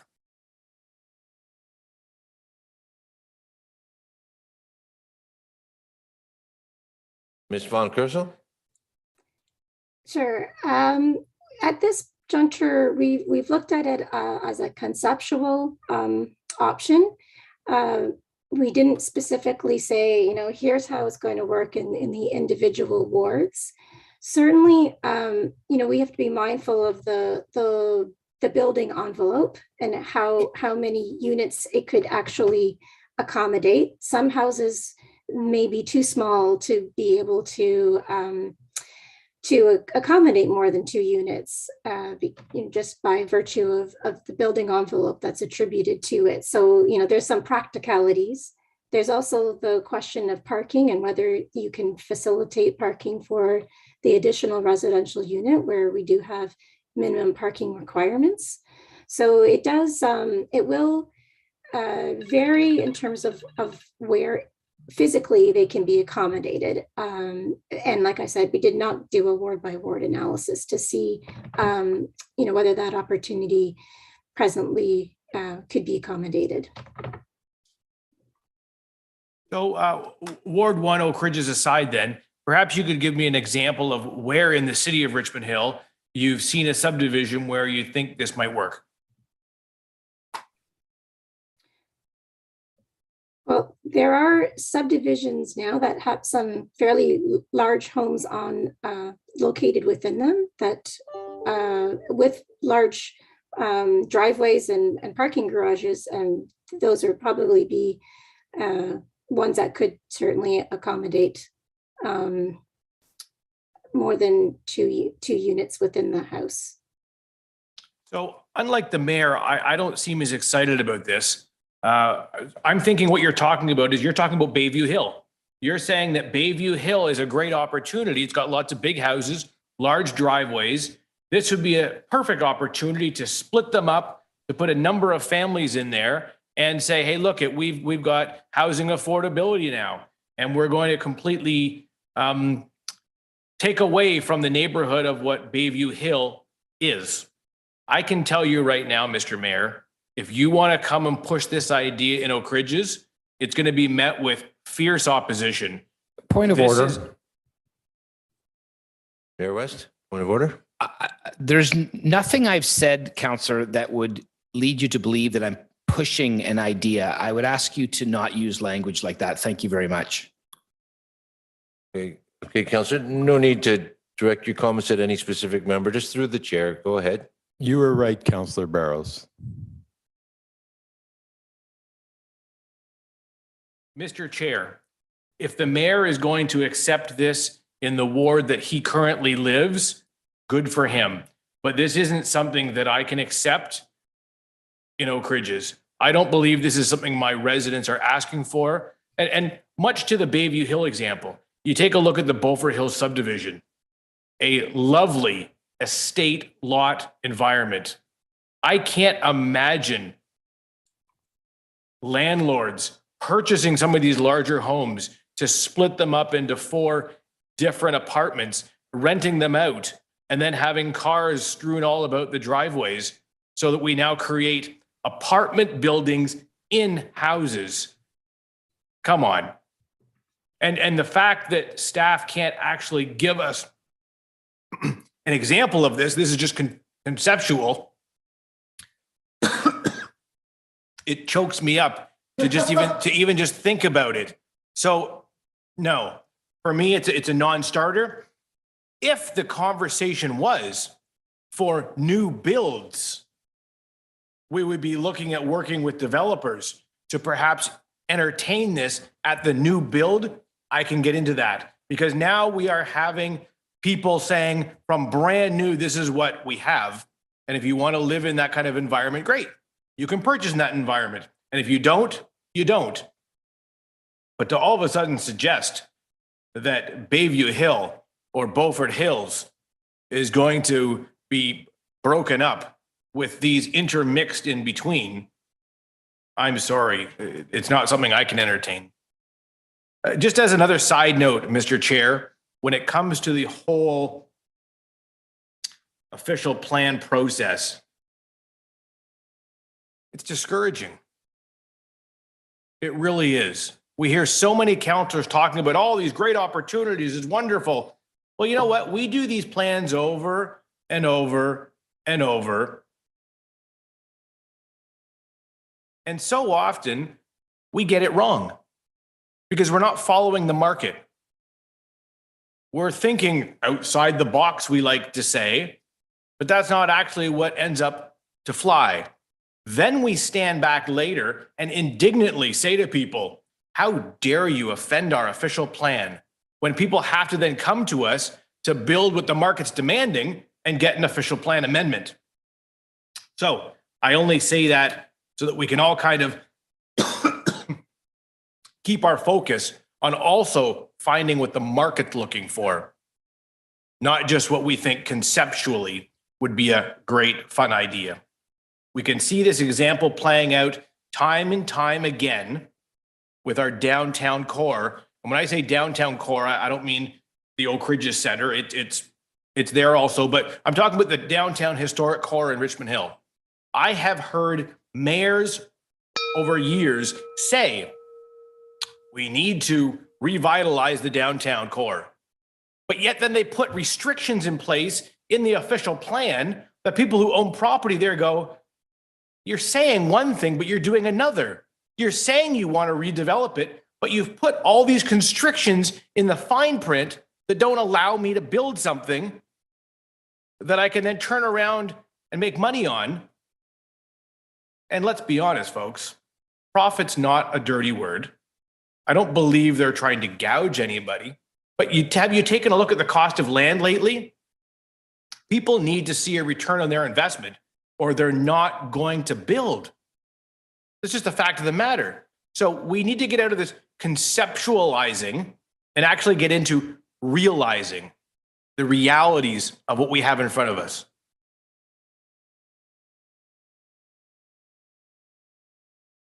Thank you, Councillor. We're going to get into the downtown core in another meeting, but this committee has just got the benefit of a presentation that's saying these are possible policy changes and the underlying options. And then on page 22, you'll see that 4 different ways this could be implemented if committee wants to at all. So, our staff is just presenting us with options and an update on what types of housing is available. It's a massive undertaking, but we're going step by step, and no one's going to be implementing something unless this committee is in agreement to do so and go forward. So the next speaker I have is Regional and Local Councillor Pirelli.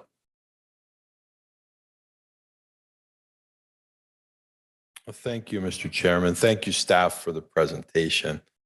I believe, and correct me if I'm mistaken, staff, but I believe sometime in 2013 or 2014, the province made it, I guess the word is illegal to deny secondary suites.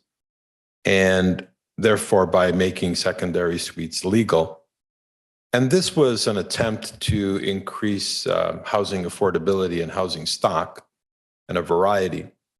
And I believe that the province mandated that by, and I'm going to pick a date and staff can correct me if I've got it wrong, but by March 15th, 2015, municipalities were to have in place the criteria, the zoning and all other applicable laws in order to facilitate these secondary suites. Am I correct when I state that as of today, this municipality has still failed to provide that documentation?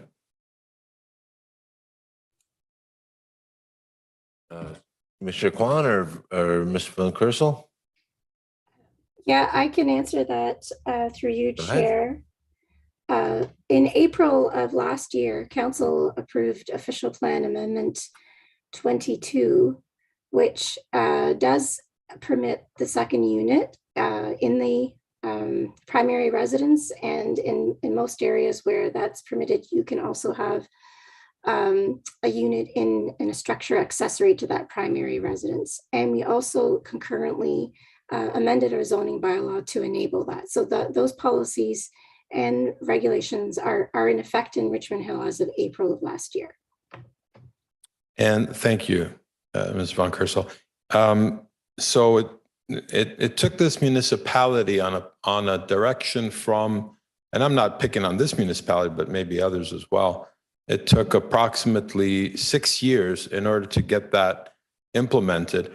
Since that was implemented last April, how many applications have we received for this type of conversion? Through you, Chair, I anticipated that question might be asked. So I did check in with our buildings staff. In 2021, we had 45 applications, which resulted in 34 permits being issued. And in 2022, we so far have 10 applications, which have resulted in additional 2 permits having been issued to create the units. Excellent work anticipating this question. The reason I bring this up is that I want to follow along in Councillor Barros's narrative, and that is that I think the community demands move at much quicker pace than we can plan for.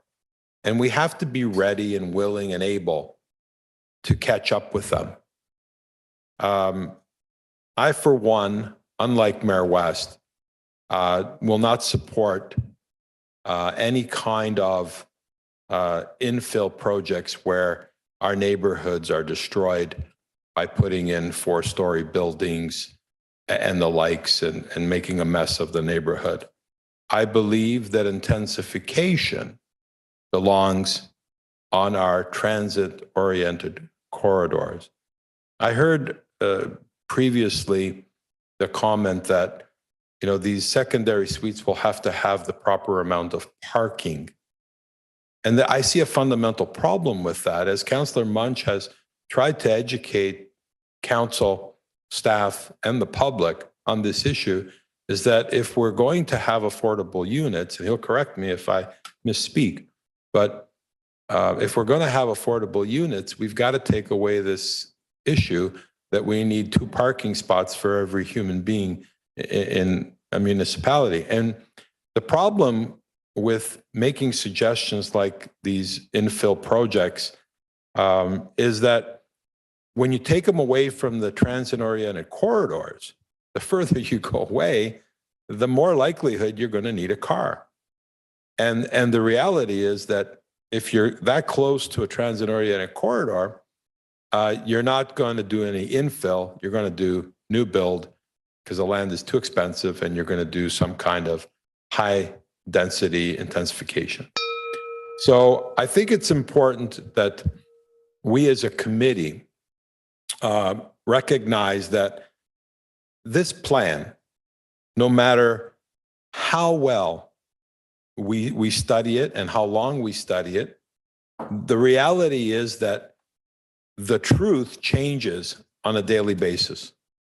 And we really need to look at having this official plan as not carved in stone, but a general philosophy, almost to the point where we really don't need an official plan. What we need to do is stay up with the demands that society puts upon us. I think that's important. And as Councillor Barros articulated well before, the problem is that when we say it's an official plan, the public takes it as carved in stone, and that's far from the reality. Thank you. Okay, thank you. Councillor Chan and then Councillor Liu. Thank you, Mr. Chair, and thank you, staff, for presentations. And I appreciate all the work you have done. And also, I'm listening attentively to my colleagues' comments. Today, we're touching on, as an agenda on page 2 of the slides presentation, talking about 2 potential OPA amendment to official plan. So I just first want to share my comments, and then through Mr. Chair, I have specific questions in this round 1 for staff.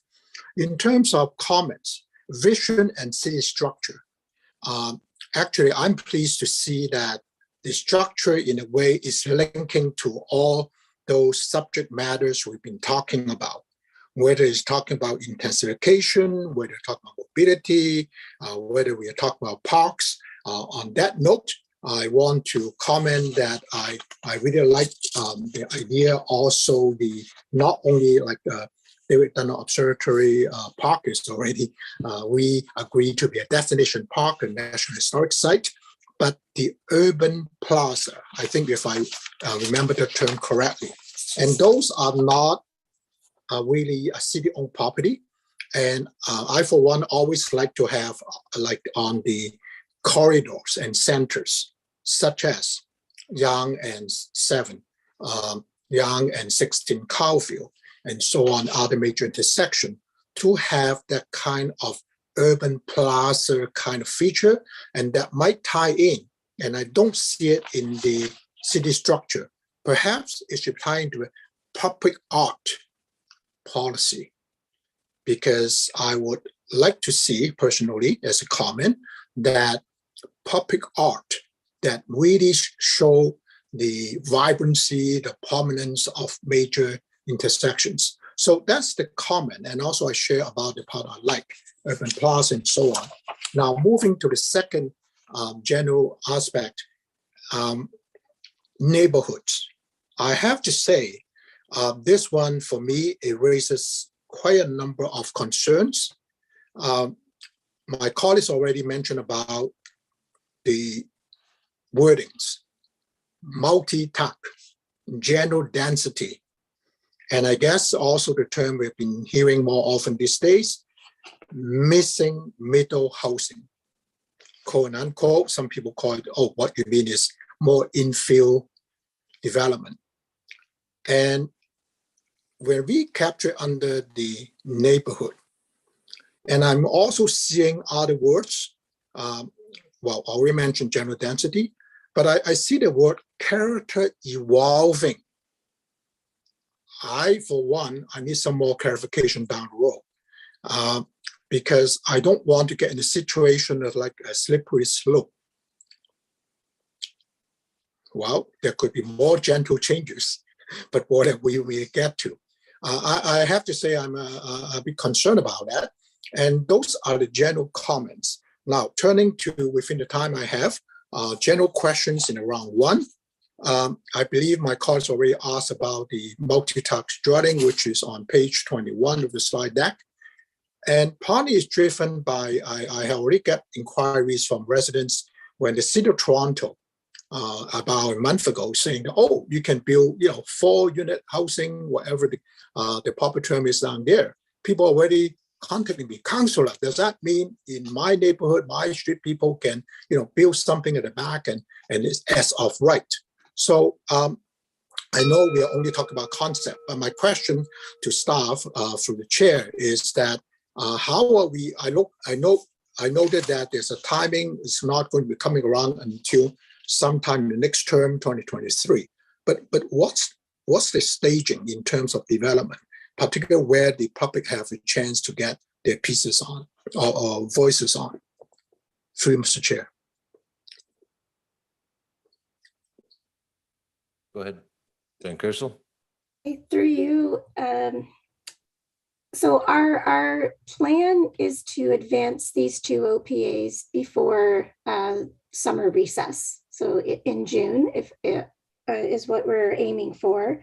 Again, it's also subject to the adoption of the regional official plan. And so it's over the spring that we do want to engage with the public and hear from them in terms of the proposed changes. Okay. Yeah, there's something that we have control of, some you don't have control of. I'm hearing that regional official plan, where we have 3 representatives from the city in the region, so have input on it. And it will be forthcoming in June of this year. The other thing you have no control at this point in time is the transit-oriented communities driven by the province through Infrastructure Ontario. And the last thing I heard, and people speculating, when would the ministerial zoning order coming? So I think that something we have to sort of factor that in beyond our control. It might change quite a number of these concepts. So those are my comments at this time, Mr. Chair. I hope I have a chance to come back around too. Thank you. Okay, thank you, Councillor Chan. Councillor Liu. Thank you, Mr. Chair, and thank you very much, staff, for the presentation. I too am very concerned about the multi-tact concept. Through you, Mr. Chair, to staff, if I just want to, before I comment, I want to clarify, because I saw on the same page that there is a map, which is a priority infill area. Are the multi-tact concept only applies to the priority infill area, or it could be all over town, city? through you, Mr. Chair. Go ahead. Through you, Chair. Yeah, so the priority infill areas, that map represents areas that we have already identified in our official plan for infill development, which could be creating new lots within areas that are already established. And you've seen examples of that, like Puccini Drive and other parts of the city.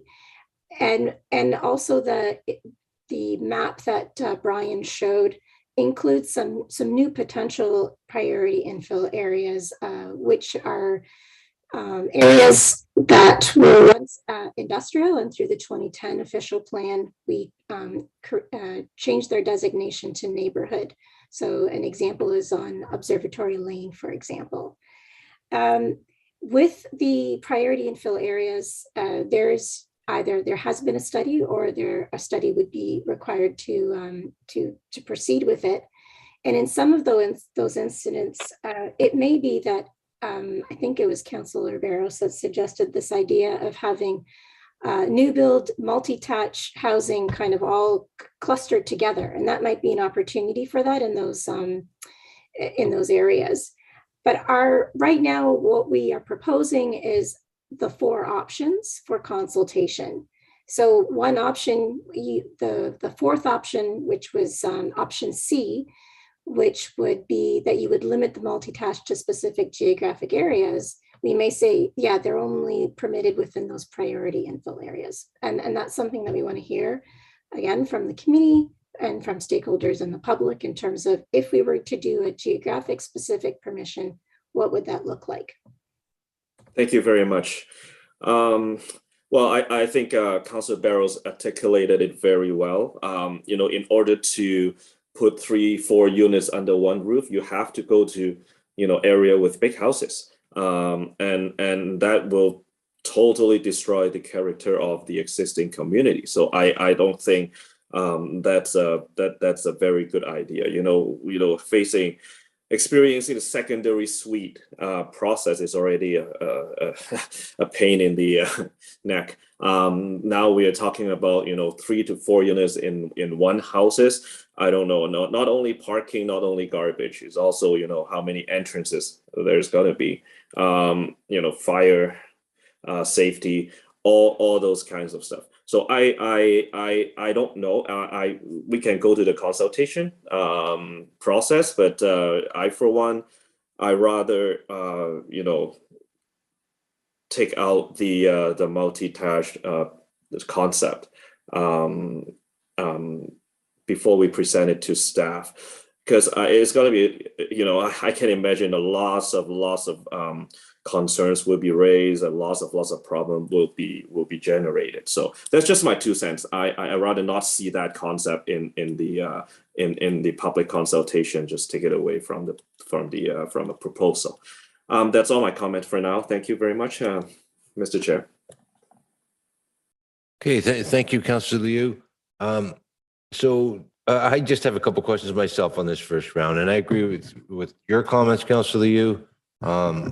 That and others that the multi-tack dwellings is likely to be problematic, and as it's outlined here, I would support the A and C option, which is the most limited, that only when converting an existing single detached, because we would not want to allow someone to buy a lot in Richmond Hill and put in a 12-unit building.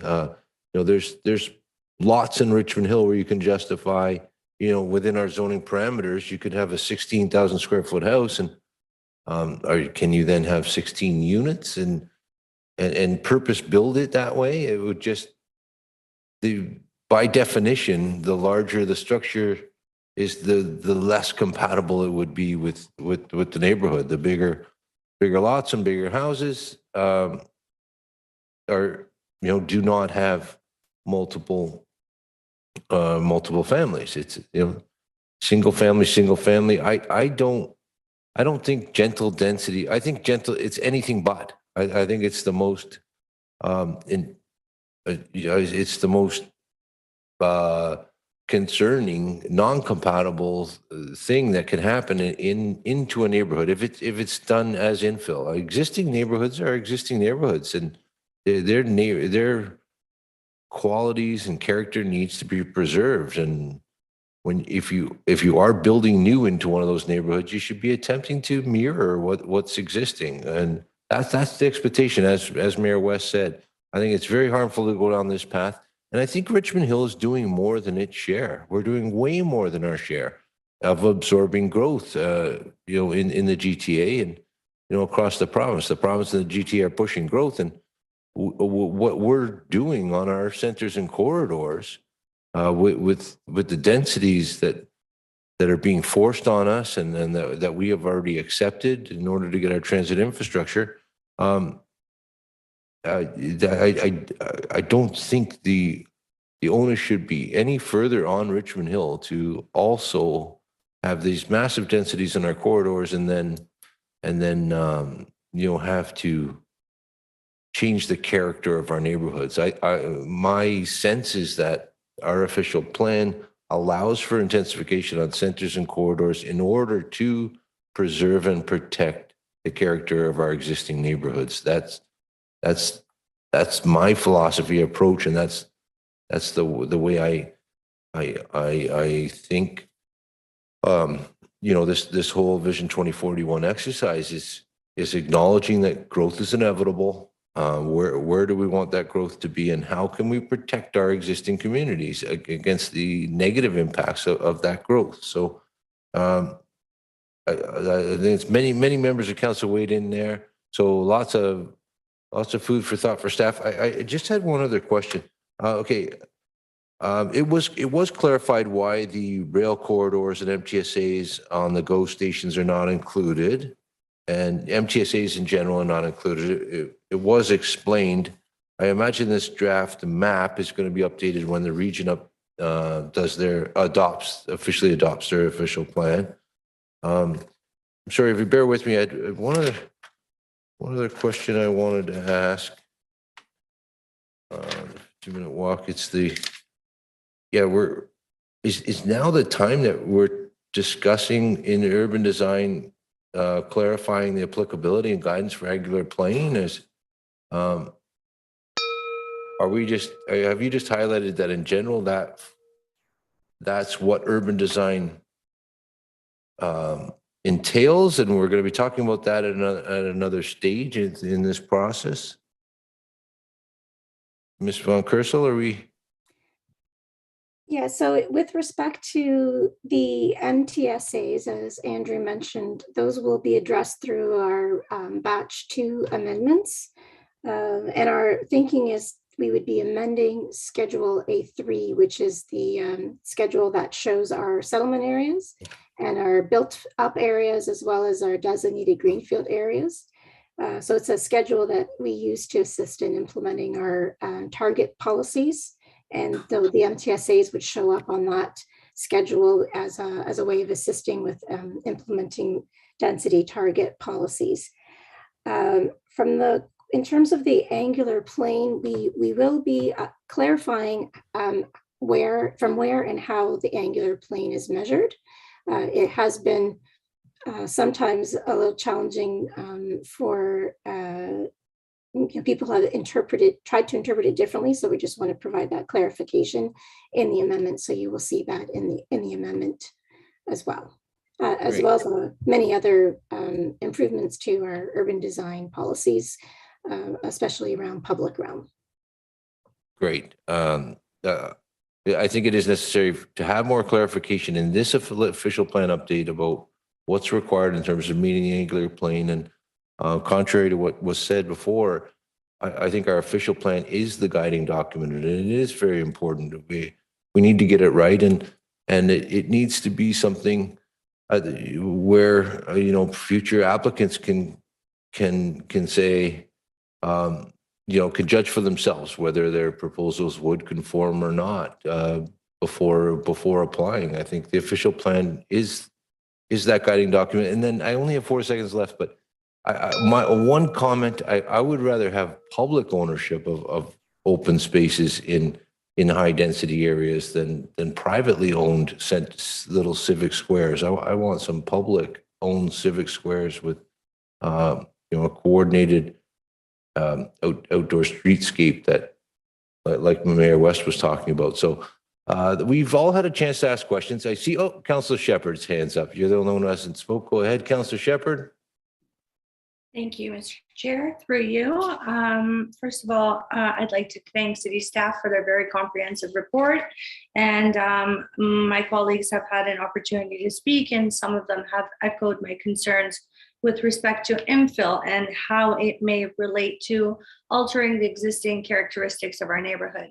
I think everyone has asked some valid questions. I just have one quick question to ask. What are we currently doing? What methods are we using to identify the characteristics and the distinguishing features of our neighborhoods now as it will relate to the changes to our OPA in the future?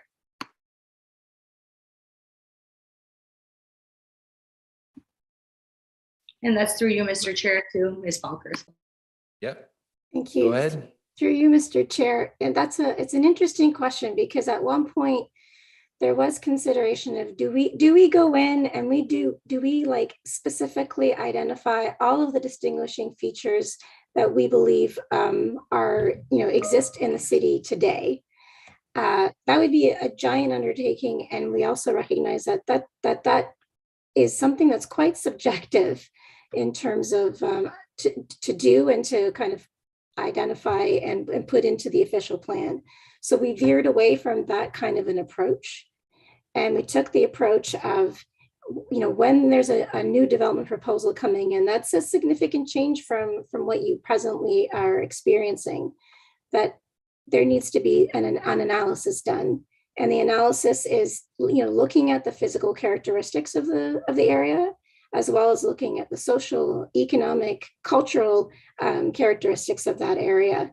And one thing we learned through the aging in place in studies that the city's also working on, and also even just through our general consultation through our public open houses and workshops, is the desire for our aging population to stay in their existing homes. And there are some challenges with doing that. And so some of these policy changes are reflective of the fact that the demographics change, the needs of the community change, and the needs, around your community as well as within your own home change. You start to need ramps, you need to accommodate for that, or you start to feel like you need you could divide your house into 2 units and have a caretaker living in your home, but in a separate unit. Or your family is growing and your children want to have some independent space, and you may want to subdivide your house accordingly to create those independent units. So that's the idea of the proposed policy, is to kind of look at beyond just the physical attributes of an area, but can take into consideration those demographics and the economics as well, in terms of determining, if we were to change a particular site, add a different form of development, how will that fit in with that community, both physically and socially and culturally as well. Thank you very much. Okay, thank you, Councillor Shepherd. Okay, so everyone's had a chance to talk. Councillor Munch wants to continue, but I'm going to ask that we have a motion to receive on the floor. Are you willing to move a motion to receive, Councillor Munch? Yeah, I'll move a motion to receive. Okay, so go ahead then. So there's a concern here that, as outside of Reka Shepherd, who's a new councillor, I'm the only one that voted against the secondary suites and been an advocate about that. Yet today we're hearing some members of council are having shown concerns about that. And how are staff supposed to go forwards on a plan and of a discussion when they're hearing that members of council aren't engaging or interested in this kind of direction? And I do want to receive this report. I do understand that we need to, as part of our legislative requirement to do this process of which we're about to embarking upon, we're doing everything that we are required to do. Beyond the requirement of what we need to do. And it's really good that I see, the staff are doing what they are required to do. It's not always done, but I appreciate that. I'm concerned that where are we going? And who is going to set the vision of the city? We're going into an election in this year, the end of this year, a provincial election. And is it going to be this council that we're going to be approving going into the election? Is it going to be the people that are going to be influencing a report coming forward? Is it staff? Because a question was raised by others saying, well, how do you define the character of a community? How do you define, where we're building? What is about this infill and who's deciding where this infill is going to be going? When I say who, is it going to be an applicant? Is it going to be our priority as to what the good locations would be on good planning principles, if we can use that as a standard? Is it based upon the residents who are speaking up, who are going to say, I don't want it in my area of Richmond Hill, but I want it in another? I can assure you in my ward, there's not too many places that are really in favor of it changing the makeup of the community and seeing increased density going into neighborhoods as a mass, although there's widespread basement apartments throughout parts of my ward and are growing rapidly, both legal and illegal. So I'm really concerned about when I hear comments about us reaching housing targets when we are so vastly below our needs of our community. And we have not, this council has approved unanimously the 2019 Watson report, yet this direction is contrary to what this majority, and I know members of the public don't know that, and even members of council may not realize the report. I'll gladly reissue it to it. I've sent it to most of members of council if they've forgotten what that information was. But are we going to be promoting transit-oriented communities? Are we going to be promoting the MTSAs? Are we going to be focusing? Last week, we said we wanted to increase parks, but we don't really want to make the investment into parks. So we say one thing, but we do another, only to see things fall apart. And how are staff supposed to go forwards on a comprehensive discussion plan? Where are we going? And I'm looking forward to it because my record, I'm very, very consistent on promoting walkable trails, trying to create a housing affordability by moving motions, of which some members of council, I really want to applaud Councillor Pirelli. First time I've ever heard him say that he actually realizes that, geez, we keep increasing costs. Those costs increase the cost of burdening on parking. Congratulations. Here we are moving an official plan today, and I'm looking forward to the members of the public who are watching. And during an election year, I will be promoting it through my robocalls and through my direct email lists and my Twitter and Facebook, all of these things to raise the awareness of the credibility of what we're doing to help housing affordability, to make sure we're a livable, workable community, that we are going to have a vibrancy to our downtowns going forward beyond the optics and the pretentious fashion and the moving the requirements. We need to lead. It's my view, and has always been that view, that council is supreme and council should be leading that vision. And I hear not a total buy-in or an understanding, it really makes it hard for staff to do their job. I expect staff to do their job wholeheartedly, and I expect council to do their job and be held accountable for it.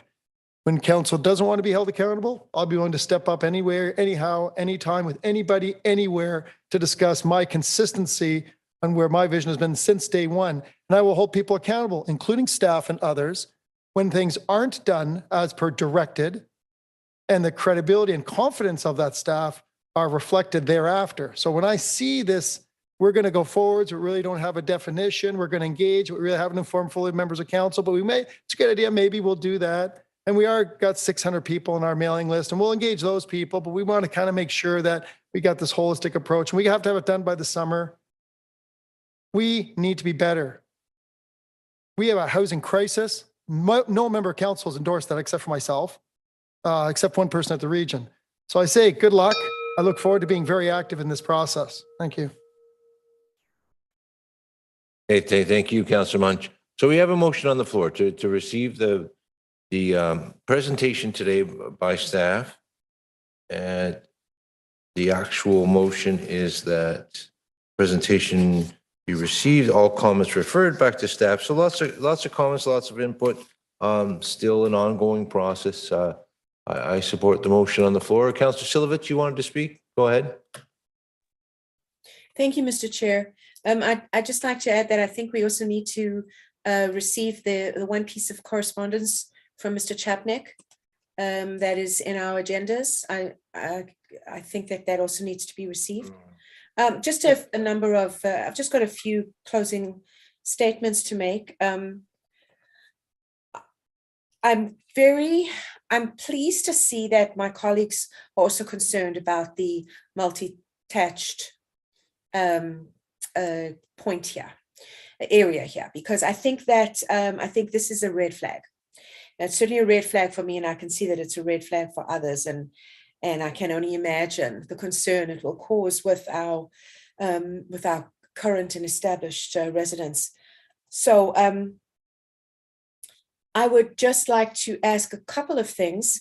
Number one, that if this is going to be considered past the draft and there is going to be public and stakeholder consultations, I would ask that there is a limit on size of a dwelling that can actually do multi-attached, because I can't imagine building in the South Richvale area 10,000 square foot house, and then somebody wants to turn it into a 10 or a 12 unit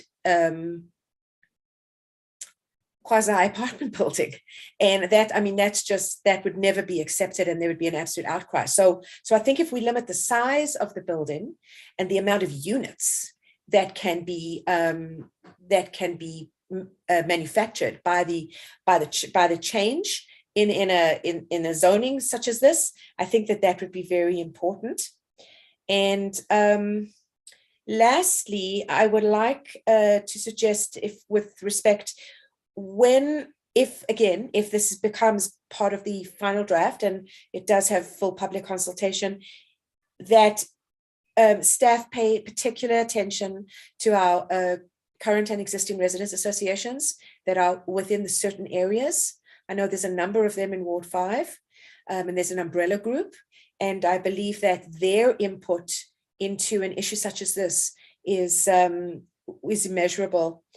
And they are the ones that we need to extensively consult on something like this, because they live there, and that is that their houses are their investments. And I would also ask respectfully that as the local councillor, and I'm sure my other colleagues might probably feel the same way, that the local councillor be included in those discussions, because I believe that it would behoove the council of the time to know exactly what it is that the residents of that ward, of that particular area, want and do not want to see with regards to an issue such as this, which is so important in our new official plan. And just to finish, to me, in my opinion, an official plan, first of all, what's not my opinion, it's a legitimate fact. An official plan is a statutory document that every municipality in the province, or 444 of them in Toronto, have to have in accordance with the Planning Act. So to me, it's not a written in stone document, and it's more of a living document, and it does change as we progress forward in time. And perhaps it's a very good idea for us to consider part of public consultation with regards to official plan update with our residents, and just exactly what the official plan is and does, can do and can't do, and the whys and the won'ts and the wherefores. And I think that may assist a number of our residents and residents associations to fully understand and comprehend exactly what an official plan box is and how you can move out of that box statutorily. It is permitted, and that might give a little bit of comfort, or not, to some who are so concerned about this issue, about always having to amend the official plan or amend a zoning bylaw. So that's it. Thank you so much again to staff. I truly appreciate your presentation and the answering our questions today. Thank you, Mr. Chair. Okay, thank you, Councillor Chan. Thank you, Mr. Chair, for recognizing me for the second round to just seek further clarification of comments. I think in the beginning that I believe is Councillor Manchu mentioned about the communications. This is very key. And also Councillor Silvers talking about in terms of consultation. My question to you, Mr. Chair, to staff is that when rolling out the communication, I see one of the slides to talk about page 28 is stakeholders and the committee groups upon request. So I wonder to what extent that considering we are in a very diverse community in Richmond Hill, is there any effort that may be either through public service announcement, in addition to English, any thought about maybe in other more common language that identify within the city of Richmond Hill, that to make sure that to do our best, put it this way, how to make sure that the diverse communities also really would be, I gather, knowing that this engagement, because there will be significant impacts on some of these things, particularly on the neighborhood. If we are talking about evolving neighborhood, then what neighborhood are we talking about? So that's the question. Stop the clock, please.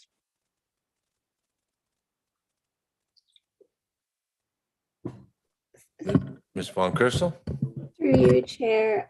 We do have in the public service announcement drafted to with respect to the upcoming events. I think there is a city policy regarding how we prepare communications in different languages. So I'll have to confer with our communications staff on that. At this time, we did not proceed with putting in advertisements in local papers that are in different languages, but we can certainly take a look at that as an option as well. Thank you. And I believe it's mentioned by one of our members.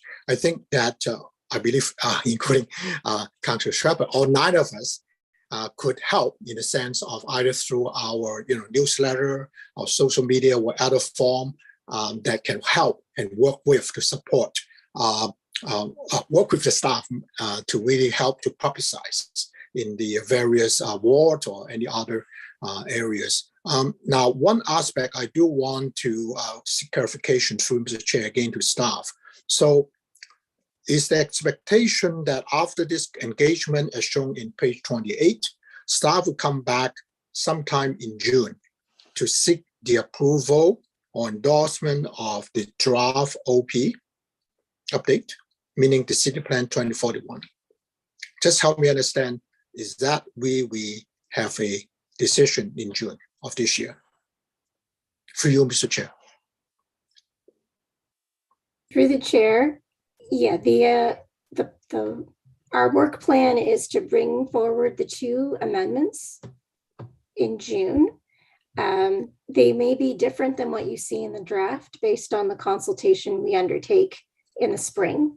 So if there are revisions to the draft OPA, we will spell that out in our staff report and highlight where those changes are and why we're proposing those changes. But the idea would be there'd be 2 amendments. And then what we try to do is consolidate our amendments on an annual basis. So you'll see the consolidation happening. I can't guarantee the timing of it, but we would try to get that consolidation done before we advance the following 7 amendments that we're proposing to advance for 2023. Okay, the last question I have is, we're talking about hierarchy.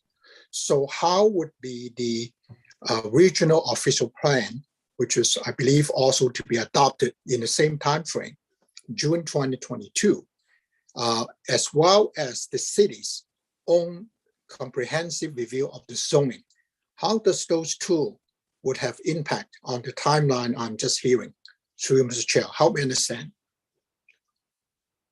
Through the chair, that's an excellent question. The reason we chose to do the official plan update in the 3 batches was precisely to make sure that we weren't advancing things that would ultimately not conform with the regional official plan. So the regional official plan, as you know, the draft was released in November. Staff have reviewed the draft. We talked about that last week with council. We will continue to monitor the regional official plan. We understand that it will be presented to the regional committee of the whole in mid-June. So anything that we advance for these 2 OPAs, we would at least have the benefit of seeing, in early June, what the regional official plan is doing. But for the most part, we don't believe that the proposed changes would have a conformity issue. We're very mindful of that. And we would not advance something to council unless we were sure that it's being addressed through the ROP as proposed and ideally adopted by the regional council. And then, of course, we have to await the provincial approval. But these changes that we're proposing, a lot of them are very kind of locally centered changes, and or they're highly supported by regional council based on policy directions, reports that they have already approved at the regional level. Sorry, there's a second part to my question is what's the alignment with the city's comprehensive review on zoning? Let's say home occupation. It might have implications for these multi-task. Timing-wise, I'm talking about. Right. So the comprehensive zoning bylaw is being undertaken concurrently with the official plan. So as I mentioned, we actually are having a little bit of a joint event in the next couple of days on Thursday about home occupations. The actual bylaw amendments or the comprehensive bylaw itself would follow the full update of the official plan. So it will, Okay. I mean, you won't be getting the bylaw concurrently with the OPAs. That will follow at a later date. So the hierarchy still continue the way I understand it. Okay, thank you for the response and thank you, Mr. Chair. Okay, thank you, Councillor Chan. Councillor Shepherd, you have your hand up for a question or? Yes, through you, Mr. Chair. I just wanted to ask, I can see here that on the report, there are a number of community stakeholders that the city will be consulting with. I wanted to know what level of engagement and involvement will the city have with these multiple stakeholders? Is it going to be by way of a survey, open house? Is there going to be specific focus groups? And I just wanted to know what level of engagement will you have? And will there be any proposed amendments to the plans or the draft plans on the basis of the engagement that you have with these groups? Through you, Mr. Chair. Through you, Mr. Chair, as is noted on slide 28, we have allotted the time period between April and June for stakeholder meetings. The idea being having a smaller gathering with particular stakeholders and having focused discussions on particular matters that are of interest to them. In terms of the community groups, unfortunately, we don't have contact information for every community group. So we're inviting them to contact us through our OP update email address and make a request for a meeting, and we would certainly work to hold that meeting. And then from the broader public perspective, we are releasing the draft amendments on April 7th. We have an OP update email address where people can write in with their questions and comments. We also have the public open house where we'll present in greater detail the amendments and provide opportunity for questions and answers like we've done at our previous open house meetings. And then there's the opportunity to make delegations to council at the council public meeting on the 18th of May. And then we continue to invite comments through email to our OP update email address in advance of the council meeting that would happen in June. And all of those comments will be considered when we're doing making any changes to the official plan amendments. And we have consultants, Lura Consulting is also working with us in the engagement process. And so they will be putting together another what we heard report in relation to all of the feedback that we're getting at these different meetings and events. So you'll have before you an overview of all the comments that were received, as opposed to asking you to read each and every piece of paper that virtual piece of paper that comes to us. So that what we heard report would be provided to you concurrently with the staff report and the proposed amendments for council adoption. Okay, thank you. Okay, thank you. So I don't see any other speakers. I want to thank our staff for all the hard work that's gone into this to this stage and all the hard work that's going to come as we continue to engage with our public. Thank you very much for your presentation today and for all your work in this process. We've got a motion on the floor to receive. Councillor Munch, can we include the correspondence that was also sent in by Mr. Brian Chapnick? Okay, good. So all in favor of that motion? Any opposed? That carries. Okay, very good. So Recorded vote, please. Okay, Mr. Clerk, a recorded vote has been requested for that motion from Councillor Munch. Voting on the motion moved by Councillor Munch. Regional Local Councillor Pirelli. Yes, please. Councillor Chan. Yes. Mayor West. Yes. Councillor Silovitz. Yes. Councillor Liu. Yes. Councillor Munch. Yes. Councillor Barrows. No. Regional and Local Councillor DePaula. Yes. Councillor Shepherd. Yes. That motion carries. Okay, thank you, Mr. Clerk. I think the date of the next meeting will have to wait for the clerk to advise. In consultation, we've got we're really at the mercy of the regional's timing on this throughout this process. So that's likely to change. But this has to be done right. It's not something we can rush. It's more and more we're in jeopardy of having this process be completed in this term of council, and that's not the worst thing in the world. We have a year after the region passes their official plan to do our update, and we need to take the benefit of that time and however long it takes to do it right. That's the main thing. So with that, I'll just ask for a motion to adjourn from one of the members. Thank you, Mayor West, Councillor Silovitz. All in favor? Any opposed? That carries.